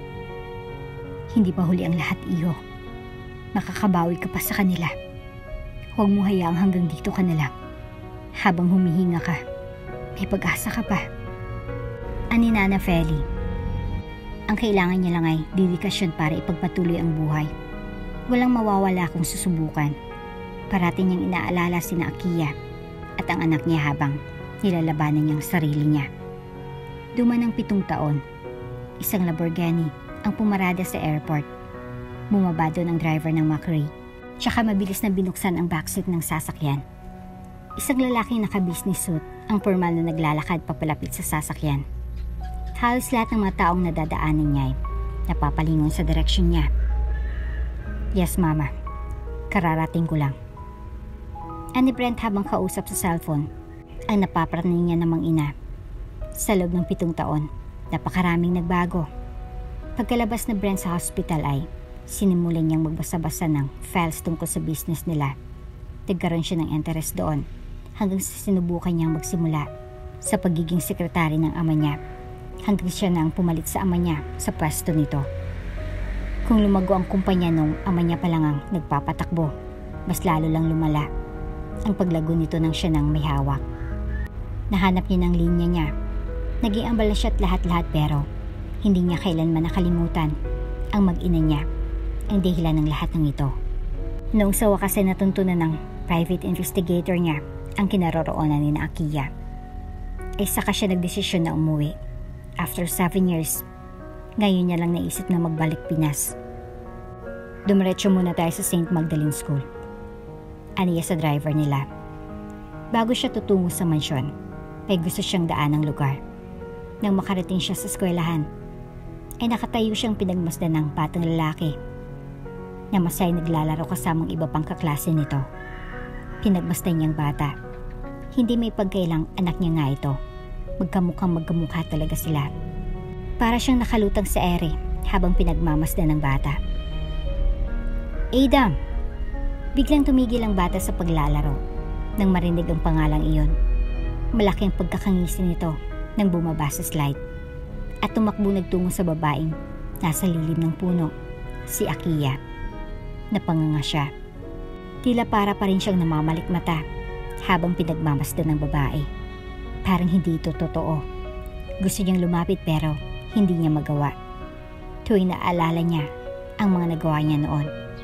Bumabahag ang buntot niya. Hetong mag-ina niya. Maayos ng buhay kahit wala siya. Maayos na nakakapag-aral at mukhang malusog naman ang anak niya. Tapos ito siya. Gustong gulin ang kapayapaan sa buhay ng kanyang mag-ina. Selfish ba siya kung gusto niyang mayakap ang mga ito? Kahit isang yapos lang. Sinundan niya ang dalawa ng maglakad ng mga ito. Sa likod ng skulay, may mini park. May nagbebenta roon ng kung ano-ano. Naabutan niyang kumakain ng cotton candy sina Akiya at ang anak niyang si Adam. Masayang mga ito at nag-uusap. Gusto niyang siyang bibili ng pagkain ng mag-ina niya. Gusto niyang bilhin lahat ng balloons na tiningnan ni Adam. Hindi ito binilhan ni Akiya at naiintindihan ni Adam ang paliwanag ng ina. Siguro ay sinasabi nito sa bata na wala na itong pera kaya hindi makakabili ng balon na gusto ni Adam. Agad na hinabol niyang nagbebenta ng balon at bumili ng 3. Manong, pwede ho bang ibigay niyo ito doon sa batang iyon? Nakasama ng babaeng yon. Tinuro niya sina Akiya at Adam. Sinunod naman ng nagbebenta ang gustong mangyari niya. Binigay ng nagbebenta ang 3 balloons na pinakausap niya tungo sa mag-ina niya. Habang pinagmamasdan niyang mag-ina niya, sinasagot naman niya ang tawag sa phone niya. Iyo, nasan ka na? Matatagalan ka ba? Parating naman. At nilingon niya ulit sa huling pagkakataon ang mag-ina niya bago siya umalis. Hindi naging madali kay Akiya ang tumakas. Kailangan niyang iwan ang magulang niya para magsinungaling at sabihing nasa ibang lugar na siya at nakahanap na siya ng mapagkakakitaan doon. Kailangan niyang magbanat ng buto matapos siyang makarecover sa loob ng 1 buwan. Hindi pa fully recovered pero kailangan niyang pilitin ang sarili niya sa kasama niyang anak kahit saan siya magpunta. Kahit may mga panahong gusto niya nang sumuko, nilabanan niya pa rin ang mga hamon ng buhay. Saka lang siya medyo nakaluwag-luwag matapos ang 6 na taon. Malaki na si Adam at ngayon, napag-aaral niya na. Hindi birong ilang taong pagtitiis niya para maitaguyod ito. Alam mo po mama, may lalaki dun sa school na parating nakaabang sa amin kapag naglalaro kami. Guardian angel po ba namin siya? Nakangisin sambit ni Adam isang gabi habang nagluluto siya. Tatigilan siya. Lalaki? Opo, kapag nasa labas kami at uwian na. Habang naghihintay ako sa iyo, nandun din siya. Tapos nanonood siya sa amin maglaro. Napalunok siya at agad na kinabahan. Sa susunod ha, huwag na huwag kang lumapit sa malalaking di mo kilala. Lalo na sa mga ganyang pumupunta sa school. Gusto mo bang makidnap? Agad na umiling si Adam. Naiintindihan na siya nito. Matalinong anak niya. Nakakaintindi na ito sa mga bagay-bagay sa paligid lalo pat 6 years old na ito. Kinabukasan ay sinadya niyang agang pumunta sa school. Kinakabahan siya sa sinabi ng anak niya kagabi tungkol sa lalaking nanonood sa mga ito dito sa school. Nilibot niyang tingin ng buong campus pero wala pa naman siyang napansing kahina-hinala. Naagaw lang ang atensyon niya sa nananamlay na si Adam. Matamlay itong lumabas ng school. Out na ng lahat at nakakapagtaka na hindi ito masaya ngayon. Ayos ka lang? Usisa niya sa bata. Tahimik na tumango si Adam at habang nasa tricycle sila, sumandali ito sa kanya. Doon niya napansin ang mainit nitong noo. May lagnat ka ba, Adam? Nag-aalala na sa meet niya at kinapa ang noo ng anak niya. Hindi sumasagot si Adam. Halatang hindi talaga magandang pakiramdam nito. Pagkarating nila sa bahay ay pinainom niya kaagad ng gamot ng bata. Pinatulog niya ito matapos maghapunan. Kaya lang nagulat na lang siya sa mga bandang 12:00 nang biglang tumas na naman ang init sa katawan ni Adam. Ang problema ay hindi na umepekto ang gamot na pinapainom niya. Ang normal na lagnat lang noong unay, tumatagal ng 4 na araw. Parating umaatake ang pag-init ng katawan nito na hindi niya na maintindihan. Hanggang isang araw, nagulat na lang siya nang makita niyang naglabasan ng dugo sa ilong ni Adam. Natatarantang agad niyang binuhot ang bata at dinala sa hospital. Nagpapadala siya sa mga magulang niya. At hindi alam ng mga ito na may anak na siya. Wala pa siyang balak na aminin iyon. Kaya hindi siya masyadong nakapag-ipon mula sa pagtatrabaho niya sa palengke. Kaya ngayon, problemado na siya sa magiging bayarin niya sa hospital. Wala siyang pakialam. Maggamot lang ang anak niya. Uutang siya kahit saan. Nagka-dengue ang anak niyo, Mrs. Anin ang doktor na ikinagulat niya. Kailangan niyang salinan ng dugo. Mahal ang bayarin kung kami magpo-provide ng dugo. Pero kung may willing naman po mag-donate para sa bata, makakales ka po. Maghanap ako ng magdodonate. Determinadong sabi niya. Isang araw pang inilagay nila sa hospital. Parating niyang naiwan si Adam doon. Diyan naghanap siya ng makukunan ng pera at nang ma-afford niyang presyo ng dugo kung hindi man siya makakahanap ng type ng dugo ng anak niya. Hindi kasi match ang dugo nila na Adam. Kaya lang nagulat na lang siya ng isang araw may ibinalita ang doktor sa kanya. May nagdonate ng dugo kahapon para sa anak niyo. Match na match ang dugo nila ng bata kaya pwede siyang magbigay. Tapos, binayaran niya rin lahat ng bills niyo. Natigilan siya nang marinig iyon. Ayos lang kung iyon tungkol lang sa pagdodonate nito ng dugo ang pag-uusapan. Pero yung tungkol sa pagbabayad nito sa bill nila sa hospital, parang kaduda-duda na iyon. Ganun po ba? Nakakatuwa naman kung ganun. Parang gusto ko tuloy makita itong mabait na taong ito. Nagbitiw siya ng hilaw ng ngiti. Ang totoo niya na ay kinakabahan siya. Kailangan na magstay muna sila sa hospital ng ilang araw para sa tuluyang pagpapagaling ng anak niya. Ina-expect niyang kahit nakatakas sila sa bayarin nung una, may malaking bayarin pa sila sa pangalawa. Kaya lang nagulat na naman siya sa binalita ng doktor sa kanila. May nagbayad na sa lahat ng kailangan niyo. Gamot at lahat-lahat na. Hindi niyo na kailangan problemahin ito ngayon. Ani ng doktor. Sino po siya? Nakuha niyo po ba ang pangalan?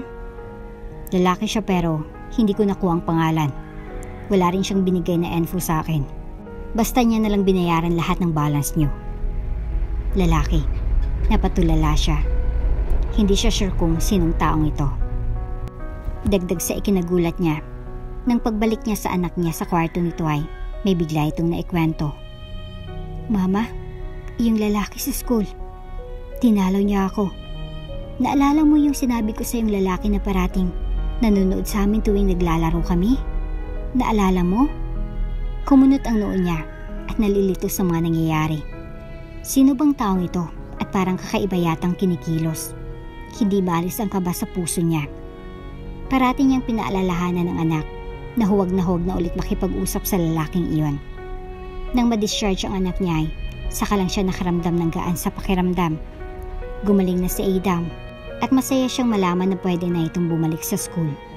Katulad ng dati ay maaga niya na itong susunduin.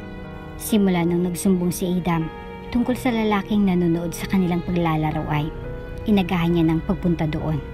Nasa isang bench siya ng school nakaupo. Hinihintay niyang paglabas ng anak. Nang bigla may dalawang pares ng sapatos ang sumulpot sa harapan niya. Kamusta ka na, Akiya? Para siyang naitulo sa kinaupuan niya nang marinig ang familiar na boses na iyon. Si Brent. Mama! Mama! Mas lalo siyang natataranta nang sunod niyang narinig ang boses ng anak niya. Papalapit na dito ang bata. Nasaan na yung batang nagngangalang Adam? Hindi na ba pumapasok?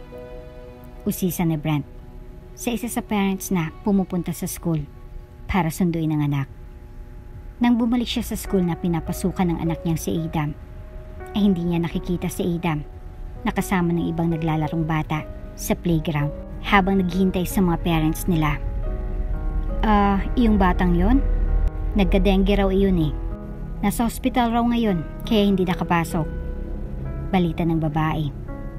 Namilog ang mga mata niya at agad na umalis doon nang marinig ang tungkol sa nangyari sa anak niya. Nang magtungo siya sa hospital ay pinatanong niyang tungkol sa room na kinaroroonan ni na Adam at Akiya. Sinilip niyang sitwasyon ng mag-ina niya. Nakita niyang tulog si Akiya sa tabi ng anak habang tulog naman ang anak niyang medyo namumutla pa.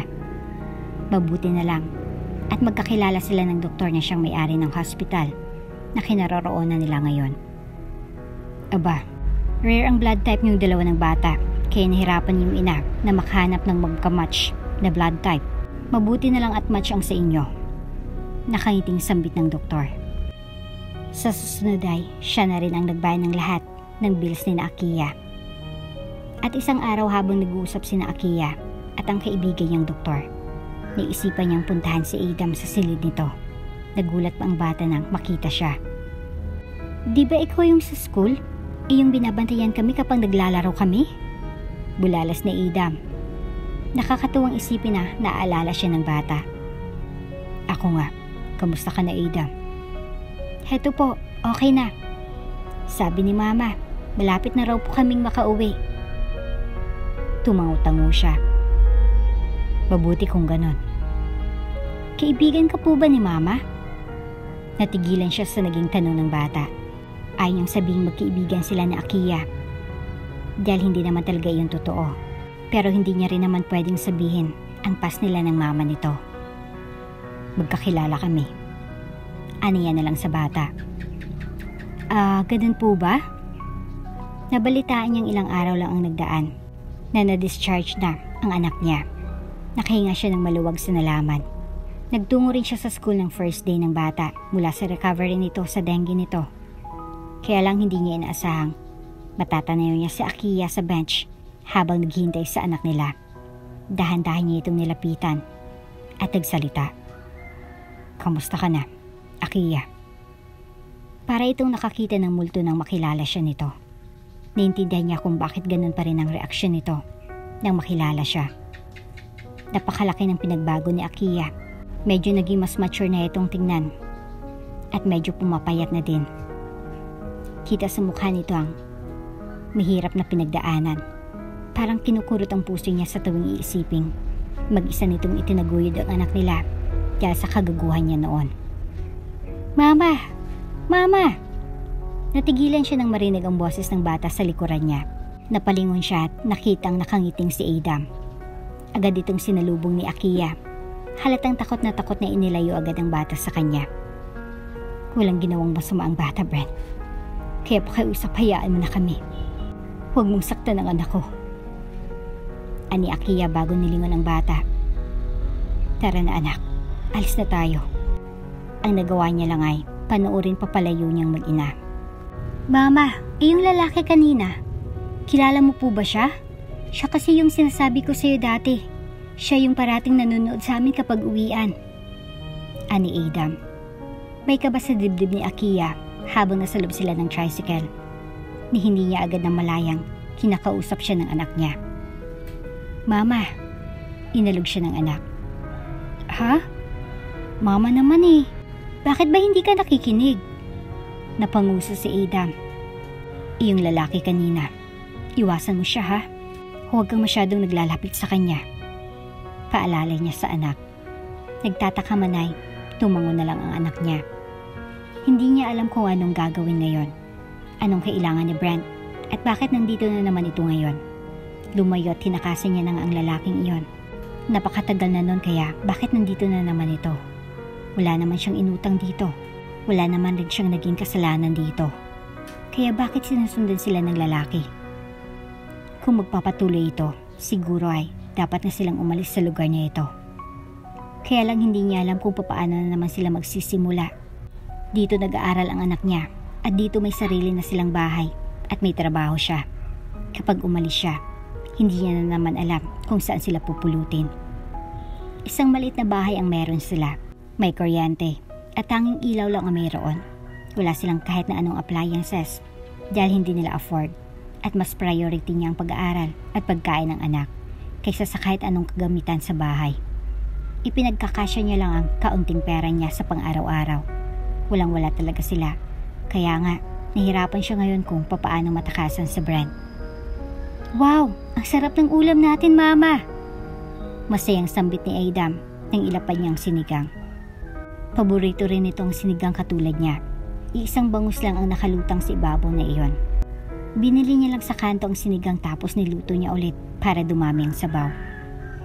Hati tayo sa isda, Mama. Alok ng anak nang mapansin na hindi siya kumukuha ng isda. Huwag na, sa'yo na lang iyan. Mag-iingat ka sa tinik niyan ha. Aniya't ngumiti sa anak. Habang pinagmamasdan niya ang anak, naiiyak siya. Sana balang araw, kaya niyang ipasok ang anak sa isang fast food. Yung kahit anong ituro ng anak niyang pagkain ay mabibili niya para dito. Humigop na lamang siya ng sabaw at kumain ng kaunting kanin. Dahil ang bigas nila ay kaunti na lang din. Sa susunod ay baka wala na silang kainin. Kumain ka ng marami. Aniya't nilagay lahat ng kanin sa plato ng anak. Hindi pa siya busog pero makita niya lang busog ang anak niya. Busog na rin siya. Maganang kumain ang anak niya. May pasayaw-sayaw pa habang sumusubo. Natatawa na lang siya. Dahil sa kakulitan nito, nakalimutan niyang problema. Tahimik ang gabi kahit mahinang bumbilya nila. Nandun pa rin ang mga ngiti sa mga labi. Nagpapasalamat siyang kahit napakahirap nila ay hindi nagreklamo kahit minsan ang anak niya. Napakaswerte niya sa anak niya. Dahil ang lalim nito mag-isip at umunaw sa mga bagay-bagay kahit sa ganung edad nito. Mabigat ang katawan ni Akiya nang maihatid niyang anak sa paaralan. Tutungo na siya sa karinderya na pinagtatrabahuan para magtrabaho. Dishwasher siya doon at 200 lang ang bayad niya doon araw-araw. At ang 100 ay tinatabi niya at iniipon upang maipadala siya sa ina at ama. Patatanda ng mga magulang niya at hindi na kaya ang trabaho sa bukid kaya kailangan niyang sustentuhan ng dalawa. Hoy, bilisan mo dyan. May pinggan pa roon. Maraming customer. Kinalabit na siya ng kasamahan niya. Kaya ginawa niya lang ang lahat upang pabilisin ang kilos. Mabigat kasi ang katawan niya. Hindi niya maintindihan ang nararamdaman. Hindi agad siya nakakain. Wala pang agahan. At hindi man lang siya nakapagkape. Tanghalian na siya nakakain. Gutom na siya pero nang makita niyang kanyang binigay na ulam sa kanya, agad niyang tinabi iyon. At kanin na lang ang kinain niya kahit walang ulam. Ibibigay niya kay Idam ang ulam. Tiyak, magugustuhan ng anak niya iyon. Minalas pa siya ng uwian nila dahil biglang umulan ng malakas. Kaya wala siyang choice kundi ang magpaulan. Hinihintay na siya ng anak niya sa school. Hindi pwedeng matagalan siya. May raincoat siyang binili para kay Idam. Hindi mababasa ang anak niya. Nanginginig na siya sa lamig nang makarating siya sa paaralan. Kumunot ang noo ni Brent nang makita ang basang-basa na si Akiya. Nakahawak sa poste ng waiting shed ang babae. Tila kumukuha ng suporta doon. Ilang saglit ay may dinukot ito sa bulsa. Nakita niyang inilabas nito doon ang 200. Isinalid nito iyon sa bakanting plastic upang hindi mabasa. Namumutlas si Akiya at nagtagis ang bagang niya sa nakitang hitsura nito. Kanina pa siya naghihintay na dumating ito. Pero inaasahan niyang kahit papaano ay may payong ito. Pero ito at basa ito. Hindi siya nito napansin. May dinukot ulit ito. 2 piraso iyon ng candy. Kita niyang ngiti ni Akiya habang pinagmamasdan ang mga candy. Kaya lang nagulat na lang si Brent nang biglang natumba ang babae. Akiya! Bulalas niya. At agad na tinakbo ang pagitan nilang dalawa. Agad niyang sinakay sa kotse si Akiya. Mama? Mama! Boses iyon ni Idam. Nihimatay siya. Sabi niya sa bata. Umiyak na ito nang malapitan ng ina. Maging ito ay nabasa na ng takbuhin nito ang ulan tungo sa kotse niya. Sumakay ka na. Dadalhin na natin siya sa hospital. Isinakay niyang bata katabi ng walang malay na si Akiya. Overfatigue ang sinabi ng doktor nang ma-check nito si Akiya. Matas ng lagnat at malnourished din. Kanina ay nakita niya pang may ulam sa bulsa ni Akiya. 1 piraso ng karne iyon at 2 piraso ng candy. Duda niya ay hindi kumakain ng babae sa pinagtatrabuhan nito dahil ang ulam nito ay dinadala sa bata. Parati pong nagdadala si mama ng ulam pagkagaling niya sa trabaho. Kwento ni Idam sa kanya. Nagtagis ang bagang niya. Nahirapan na ito pero nagagawa pa nitong umiti ng ganon. Binayaran niya ang hospital bill at bumili siya sa mga groceries. Alam niya ang bahay na tinitirhan ni Akiya. Kaya pinadala niya doon ang mga nabiling mga groceries.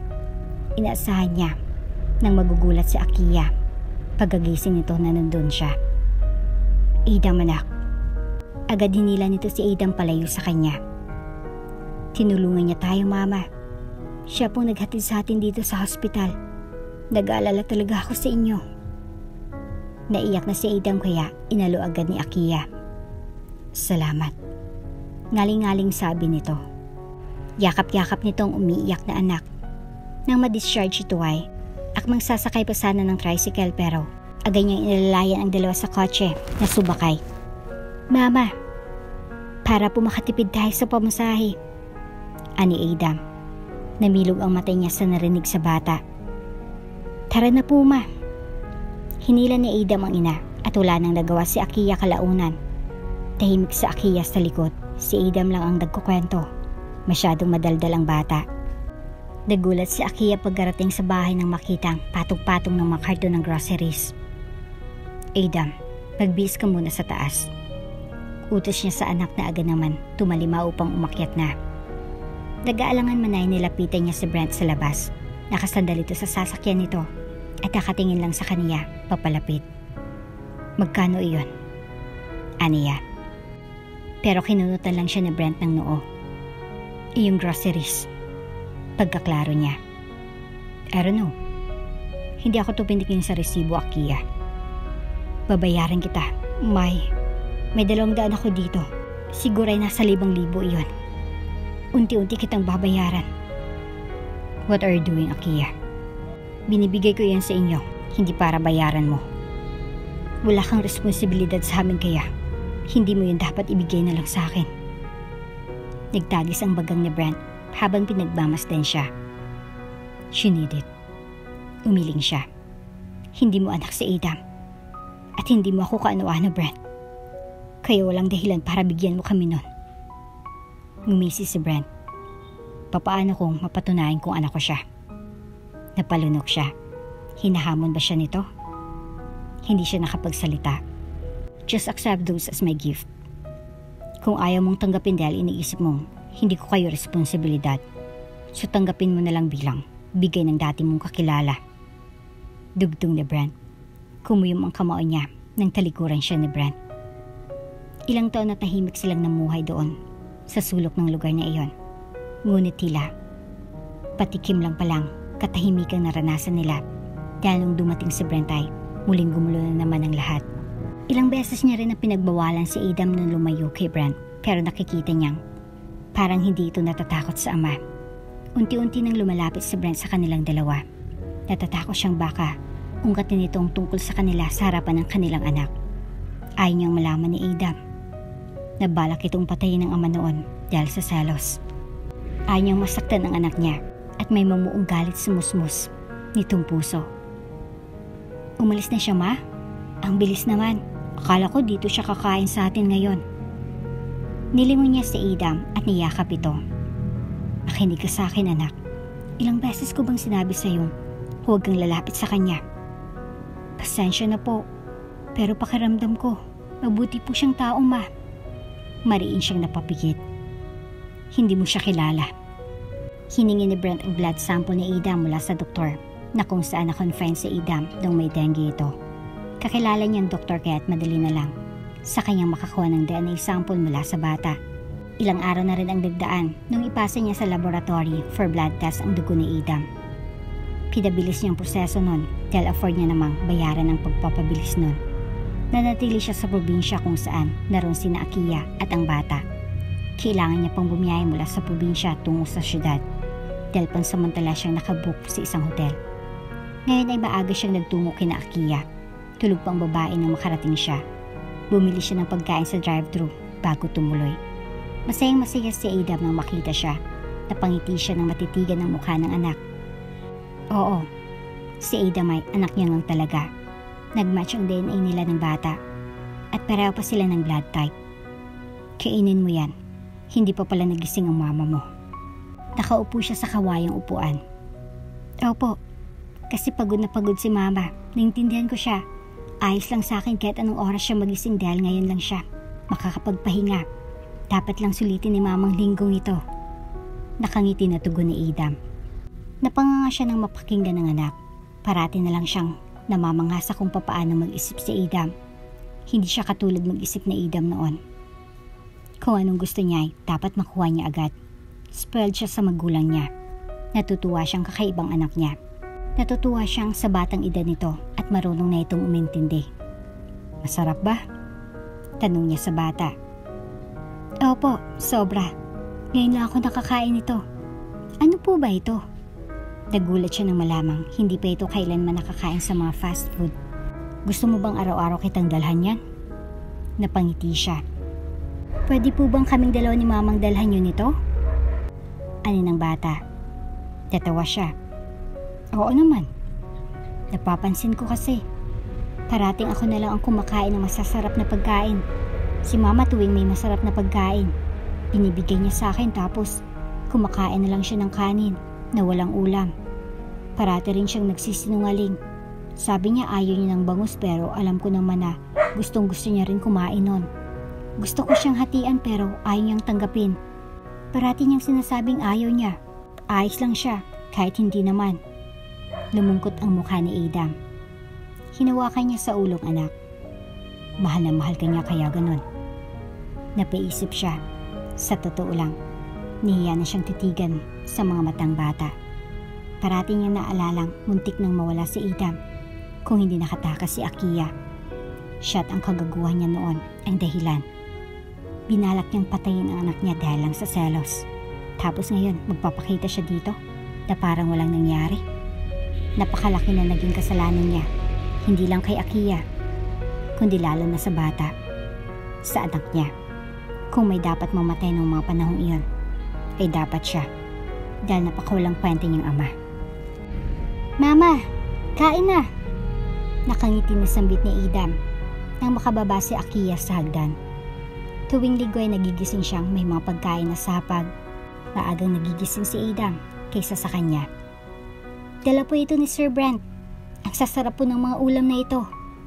Pagbibida ni Adam sa mga ulam sa mesa na halatang nanggaling pa sa mamahaling restaurant. Wala siyang ibang magawa kundi ang dumulog na lang sa mesa. Kita niya namang gusto talagang kumain ni Adam ng mga ganong pagkain. Ipagkakait niya pa ba sa anak niya ang mga yun? Masasarap nga iyon at halos sobrang-sobra pa nga. May naitatabi pa sila hanggang sa hapunan nila. Kaya lang sa susunod ay, hindi na lang araw ng linggo ang pagdating ng ulam sa kanila. Maging sa Lunes hanggang sa Sabado ay may pinapadala na ulam sa kanila. Nababahala na siya. Baka kung anong kapalit ng hingi ni Brent. Lunes ay nag-alala na siya dahil kaarawan ni Adam. Pero nandun siya sa karinderya. Baka hindi na siya makapagluto para sa birthday nito. Gusto niya sanang kahit papaano'y may handa ang kaarawan ni Adam. Nagmamadali na siya sa paghugas at nagpaalam na sa may-ari kung pwede siyang pag-half day ngayon dahil birthday ng anak niya. Mabuti na lang at pinayagan siya. Kaya lang nagulat na lang siya nang makauwi siya at naabutan si Brent na nasa bahay niya na. Anong mga yan? Tinuro niyang binababa nitong mga cartoon. Mga recados. Binili ko na lahat ng ingredients na sinerch ko. Wala akong alam sa pagluluto. Pag-amin nito. Napatango-tango siya. Mukhang hindi niya nga kailangang tanungin kung anong dahilan nito at bakit bumili ng mga iyon. Mukhang alam na ni Brent na kaarawan ni Adam sa araw na iyon. I'll help. Presenta ni Brent ng akmang maghiwa siya ng mga recados. Nagsimula na itong maghiwa nang mapansin niyang hindi ito marunong. Ganitong gawin mo.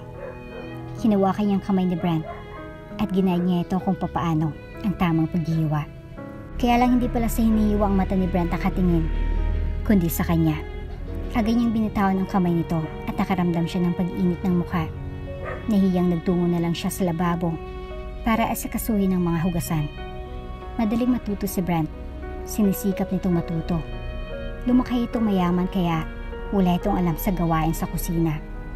Napailing siya. Dapat marunong sa gawaing bahay ang mapangasawa nito. Dapat makatulad niyang marunong sa gawaing bahay ang mapapangasawa nito. Napailing siya. Bakit nasali siya sa usapan? Tuwang-tuwa si Adam nang makarating sila sa bahay. Matapos itong sunduin nilang dalawa ni Brent. Kinakanta nila ito ng birthday song. Hanggang sa magkatinginan sila ni Brent. Kahit papaano ay nagpapasalamat siya sa naitulong ni Brent para mapasaya si Adam sa kaarawan nito. Kahit silang tatlo lang ay masayang birthday ni Adam. Itong pinakaunang birthday ng anak niya na kung saan kumpleto silang tatlo. Nagpalakpakan sila ng ihipan ni Adam, ang pinakaunang cake nito. Lahat ng nangyayari ngayon ay first time at masaya siyang nakikita ang saya sa mga mata ng anak. Linggo ng umaga nang magising siya. Tila may nag-uusap sa kusina. Itang unang beses na hindi maagang bumangon si Adam. Mihimbing itong natutulog sa tabi niya. Simula noong natutulog si Brent sa bahay ni Lai, matagal na rin gumising itong anak niya. Tila ginagaya nitong ama nitong matagal magising. Bumangon siya sa higaan at nagtungo sa pinto. Akmang pipihitin niya na yon nang may marinig siyang tapik na nagpahinto sa kanya. "I know, ma. Tapos nito ay, makakabalik na ako dyan. I have the result of DNA. Yes, anak ko nga talagang bata. Nagmatch ang DNA namin. I have to earn his trust. Malalaman niya rin na ako ang ama niya." Para siyang tinuklaw ng ahas sa narinig. Tila may balak sina Brent sa anak niya. Mukhang dumating na ang kinatatakutan niya. Hindi siya nagpahalata sa narinig niya ang usapan ng mga ito. Tahimik siyang pinagmamasdan lang si Brent at ang anak niya. Hindi niya alam kung anong tumatakbo sa isipan ni Brent. Earn his trust? Bakit? Anong balak nila? Tila gusto niya lang hilain palayo sa lalaking anak niya. Nag-enjoy pa si Adam kasamang ama nito. Ayaw niyang magbukhang kontrabida sa mata ng anak niya. Nang makatulog si Adam sa tanghali ay hindi niya inimik si Brent. "Do you have plans to relocate?" Nagulat siya sa naging tanong ni Brent. "Oh, wala. We can buy a better house, bigger and more convenient," suggest nito. "Bakit?" Nakakudot noong tanong niya kalaunan. Natigilan si Brent. Matagal bago nakapagsalita ito. "Cause maybe Adam likes it more." Nagkibit balikat si Brent. "Wala namang reklamong anak ko sa bahay na to. Dito siya lumaki at nagkaisip. At saka, hindi mo na kailangang isipin pa yon. Hindi mo anak si Adam para isipin mo may karapatan kang pangunahan ang mga gusto niya." May pagdiin na sa boses niya. May iiyak na siya. Nasasaktan siya. Pinagkatiwalaan niya si Brent dahil akala niya nagbago na ito. Pero malaman-laman niya, selfish pa rin pala ito. Tumikim si Brent. "I'm sorry." Hindi na siya matingnan ngayon ng lalaki. Nang makaalis si Brent mga bandang alas 5 ng hapon ay agad niyang inimpake lahat ng gamit nila. Aalis sila ng anak niya. Sa pangalawang pagkakataon ay tatakasan na naman nila si Brent. "Saan tayo pupunta, Mama? Bakit tayo aalis?" Sunod-sunod ang mga tanong ni Adam habang pinapanood siyang nag-iimpake ng mga damit. "Iwan natin yung mga hindi mo masyadong ginagamit na damit. Dadalhin na lang natin yung bago." Sa halip ay iyon ang sinabi niya sa naguguluhan niyang anak. "Papaano si Sir Brent? Iiwan natin siya? Hindi pa ako nakapagpaalam sa kanya eh." Ngumusong anak niya. Nakakuyom ang kamao niya nang marinig ang pangalan ni Brent. Gusto niyang sabihin sa anak nang binanggit nitong tao ang dahilan kaya aalis sila ngayon. "Dalian mo na." Aniyat nilagay na sa likod ng anak ang backpack nito. Binitbit niyang malaking bag nang hawakan niyang kamay ang anak para makaalis na sila. Nabitaw niyang bag ng paglabas ni Lai. Si Brent ang bumungad sa kanila. Tagpalipat-lipat ang mata ni Brent sa hawak niyang bag at sa kanila ng bata. Gulat na gulat siya. Hindi na siya halos makatayo ng maayos. Nanginginig ang mga tuhod niya. "Sir Brent!" Masayang sambit ni Adam. Biglang napaluhod siya. "Pakiusap, Brent. Hayaan mo na kami ng bata. Gusto na naming mabuhay ng tahimik." Umiiyak niyang sambit. "Mama?" Sambit ang bata na nag-aalala sa naging reaksyon ng ina. Bakas ang panghihina sa mga mata ni Brent habang pinagmamasdan ang mag-ina niya. Sa pangalawang pagkakataon ay balak na naman siyang iwan ng mga ito. "Nung iniwanan mo ako, para akong nabuhay sa impyerno. Gusto ko nang tapusin ang buhay ko kaysa mabuhay na wala ka. Munti ko nang sukuan ang sarili ko." Ngayon tumutulo ng luwas sa mga mata ni Brent habang nakatingin sa kanila. Namilog ang mga mata ni Akiya habang nakatitig kay Brent. "Noong nahanap ko na kayo ulit, tila nagkaroon ng pag-asang buhay ko.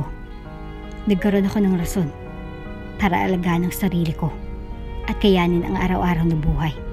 Tapos ngayon, iiwan niyo na naman ako." Nanghina ito sa huling salita na sinabi. Humakbang palapit si Brent. Namilog ang mga mata niya nang lumuhod ito sa harapan niya. "Pakiusap. Hindi ko kayang mawala kayo. Pakiusap. Huwag niyo akong iwan. Kayo na lang ang dahilan ko para mabuhay."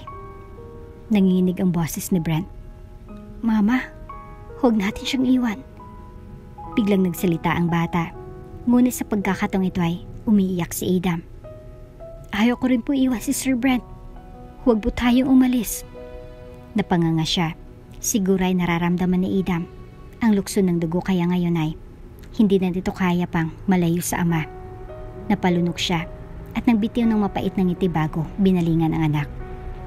Adam, anak, ito nga pala si Brent Gray, ang papa mo. Napanganga si Adam. Hindi agad nakapagsalita. Tila ilang beses pang prinoseso sa utak ng bata ang sinabi niya. Lumakay itong walang tinuturing na ama. Tapos biglang ganito ang sasabihin niya. Papa? Ko? Wala sa sariling banggit ni Adam. Nanatiling nakalod si Brent habang may lambot sa mga matang nakatitig sa mga mata ng anak. Tumango siya at ngayon napaiyak na. Brent, binalingin niyang lalaki. Ito si Adam Hernandez, ang anak nating dalawa, 7 taong gulang. Mas lalo siyang napaiyak. Mas lalong umiyak si Adam tapos ay agad lumapit kay Brent at niyakap ang ama. Bakit hindi niyo ako agad hinanap? Bakit ngayon lang kayo nagpakita? Kayo ang wish ko sa tuwing nagbe-birthday ako, alam niyo ba? Hinampas ni Adam ang likod ng ama. I'm sorry. Paulit-ulit iyon na lang ang nasabi ni Brent sa anak. Nagkatitigan sila ni Brent habang hinahagod nito ang likod ng anak. Nagbitiw siya ng mapait na ngiti sa lalaki. Sorry. Babawi si Papa. Tahan na. Patuloy na alo ni Brent sa bata. Hindi matahan si Adam kahit ilang beses nila itong inalo. Mas pinili na lang nilang itago ang pangit na nakaraan. Yun ay nakabaon na dapat kasama ng antigong baol at hayaan na lang na manatili doon at kalimutan kung iyon ay nakakapahamak ay dapat ng talikuran. Mama, para sa iyo oh. Si Adam sabay bigay ng rose. Kumunot ang noo niya nung kunin ang rosa sa kamay ng anak. Ano naman ba to? Sagutin mo na si Papa. 3 buwan ka na niyang nililigawan. Maubos na ang pera niya kakabili sa'yo ng bulaklak. Reklamo ni Adam. Sinamaan niya ng tingin ng anak. Gwapo naman si Papa gaya ko. Bakit ayaw mo sa kanya? Napapailing na lang siya tuwing itatanong iyon ng anak niya. Kulit-ulit kasi itong nangungulit katulad ng ama nito. Nasa labas si Brent. Kinukumpuni ang dingding sa likod. Natuto na itong magluto. Magkumpuni ng sirang party ng bahay at kung ano-anong gawaing hindi nito alam noon. Napakarami nitong nalaman dahil sa matagal nitong pananatili sa kanila. Natuto na rin manghuli ng isda sa ilog si Brent. Talagang certified taga-bundok na talaga ito. Hindi pwedeng dahil gwapo lang ay sasagutin agad. Kailangan responsible, malalahanin at mabait. Aniya. Meron lahat nun si Papa. Bonus na lang iyong kagapuhan niya. Giit ni Adam. Napapailing na lang siya. Pakiramdam niya. 2 manliligaw niya. Kinagabihan ay nagulat na lang si Akiya nang takpan ng mag-amang mata niya. Ano naman itong problema niyong dalawa? Natatawa niyang sabi. Huwag nang maraming sinasabi, Mama. Pambabara ng anak niya. Narinig niyang tao ni Brent. Hinay-hinay baka matalisod ang prinsesa natin. Malakas kasing manghila ang anak nila at gustong makarating agad sa pupuntahan nila. Matagal bago nila narating ang mismong lokasyon at nang makarating nga doon ay agad na tinanggal ni Brent ang takip sa mata niya. Nang imulat niyang matay, para siyang nananaginip habang nakatingin sa cabin type house na nasa harapan. Ang lahat ng ginamit doon ay kahoy lahat. May maliwanag na ilaw na kulay dilaw. Ang cute tingnan. Surprise! Sigaw ni Adam. Ang galing ng ginawa ni Papa no? Marunong na siyang gumawa ng bahay. Gulat na nilingon niya si Brent. Napag-aralan ko lang. Architect sana ako kung di lang ako nakapagbulakbol noon. Dahil sa negosyo ni na Papa, nag-shift ako ng business. Kaliwanag nito na natatawa pa. Hindi pa rin siya makapaniwala nang tingnan ulit ang bahay. Ang ganda-ganda nun. Hindi niya lubos sa kalaing ito palang binabalik-balikan ng dalawa. Sa kabilang lote, malapit sa sapa. Akala niya namimingwit lang ang dalawa. Pwede nang lipatan ang bahay bukas, na bukas din. Dahil ang lote ay binili na rin pala ni Brent. Nagkaroon sila ng salo-salo sa labas. Nag-ihaw sila at doon na rin kumain. Mga bandang 8 ay nakatulog na si Adam. Kaya silang dalawa na lang naiwan sa labas ng bahay. Tinutulungan siya ni Brent na magligpit ng may makita siyang wild santan. Pinitas niya iyon at nilapitan si Brent. Nagtaka ito nang bigyan niya ito ng bulaklak. What for? Takang tanong ni Brent. Sinasagot na kita. Nakangiti niyang sabi. Nabitawan ni Brent ang hawak at namimilog ang mga mata habang nakatitig sa kanya. Natatawa siya sa reaksyon nito. Fuck. At bigla na lang siya nitong binuhat. Napatili siya sa gulat. Ibaba mo ko. Ano ba? Hinampas niya ito sa braso. Dahil sa saya ni Brent ay, hindi na siya nito pinaghugas. Ito ang sumalo lahat ng trabaho nung gabing yon. Napagdesisyonan din nilang kinabukasan ay magtungo sa pamilya ni Akiya. Gulat na gulat at maiiyak na niyakap ng mama niyang apo nito nang malaman nito iyon. Naiyak na naman si Idam habang yakap ang lola at lola nito. Ngayon lang din nalaman ng bata na may lola at lola pala ito. Nailuto tuloy ng mama niya ang 3 manok na alaga ng papa niya. Paano mo ginayuma ito? Pagbibiro ng mama niya, sabay turo kay Brent na agad nang patigil sa pagsubo sa pagkain. Mama naman. Saway niya si ina niya. Ang gwapo-gwapo tapos ikaw, pinili? Dagdag pa ng mama niya. Sobrang ganda niyo po kasi sa paningin ko. Depensa ni Brent. Uminit tuloy ang pisngi niya. Ay sus, nakabuo agad kayo. Wala kaming kamalay-malay dito. Ginulo ng papa niyang buhok ng apo. Dagdagan niyo pa, sayang kasi ang lahi. Ani ng mama niya. Hindi niya talaga kayang topic ng mga ito. Nagtungo rin agad sila sa mansyon tapos nun, ni halos hindi makapaniwala si Idam na ganun pala kayaman ng ama nito. Nakahilera ang mga katulong sa gilid habang naghihintay sa dulo sina Madam Ruby at Senior Bernard. Malawak ang ngiti ni Madam Ruby nang tingnan siya nito at ang apo nito. Hello Idam, parati kayo nakakwento ng papa mo sa amin. Sumuko si Madam Ruby para hawakan sa pisngi si Idam. Tumayo ng maayos ang madam at bumaling sa kanya. Thank you. Sa kabila ng nangyayari ay nagawa mo pa ring mahalin ang anak ko. Ikaw ang buhay niya. Niligtas mo siya. Kaya maraming salamat, Iya. Niyakap siya ng madam. Gusto ko pong kalimutan na lang ang lahat ng nakaraan. Gusto ko pong magsimula ng panibago. Nandito si Idam ang apo niyo. Gusto niya kayong makasama ng matagal. Aniya kay Ruby. Napatingin siya sa kakarating na mayordoma. Lumawak ang ngiti niya nang makitang taong siyang nagligtas sa kanilang lahat. Si Nana Feli. Kung di dahil sa tulong nito ay baka matagal na silang wala dito. Kung nagkataong namatay ang anak niya, maaring wawakasan niya rin ang buhay niya.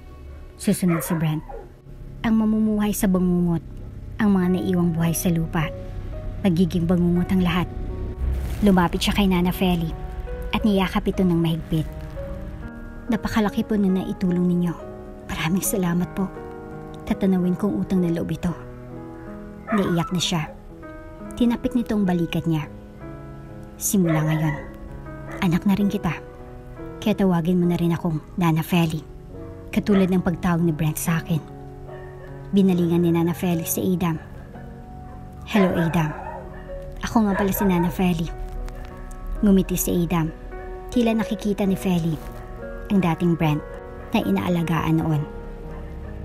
At dito na nga po nagtatapos ang ating kwento. Hanggang sa muli. Bago ka pa lang sa channel neto, ibang kwento ni Ate Jane, istorya mo, ikwento ko. Huwag kalimutang pindutin ang notification bell at subscribe button.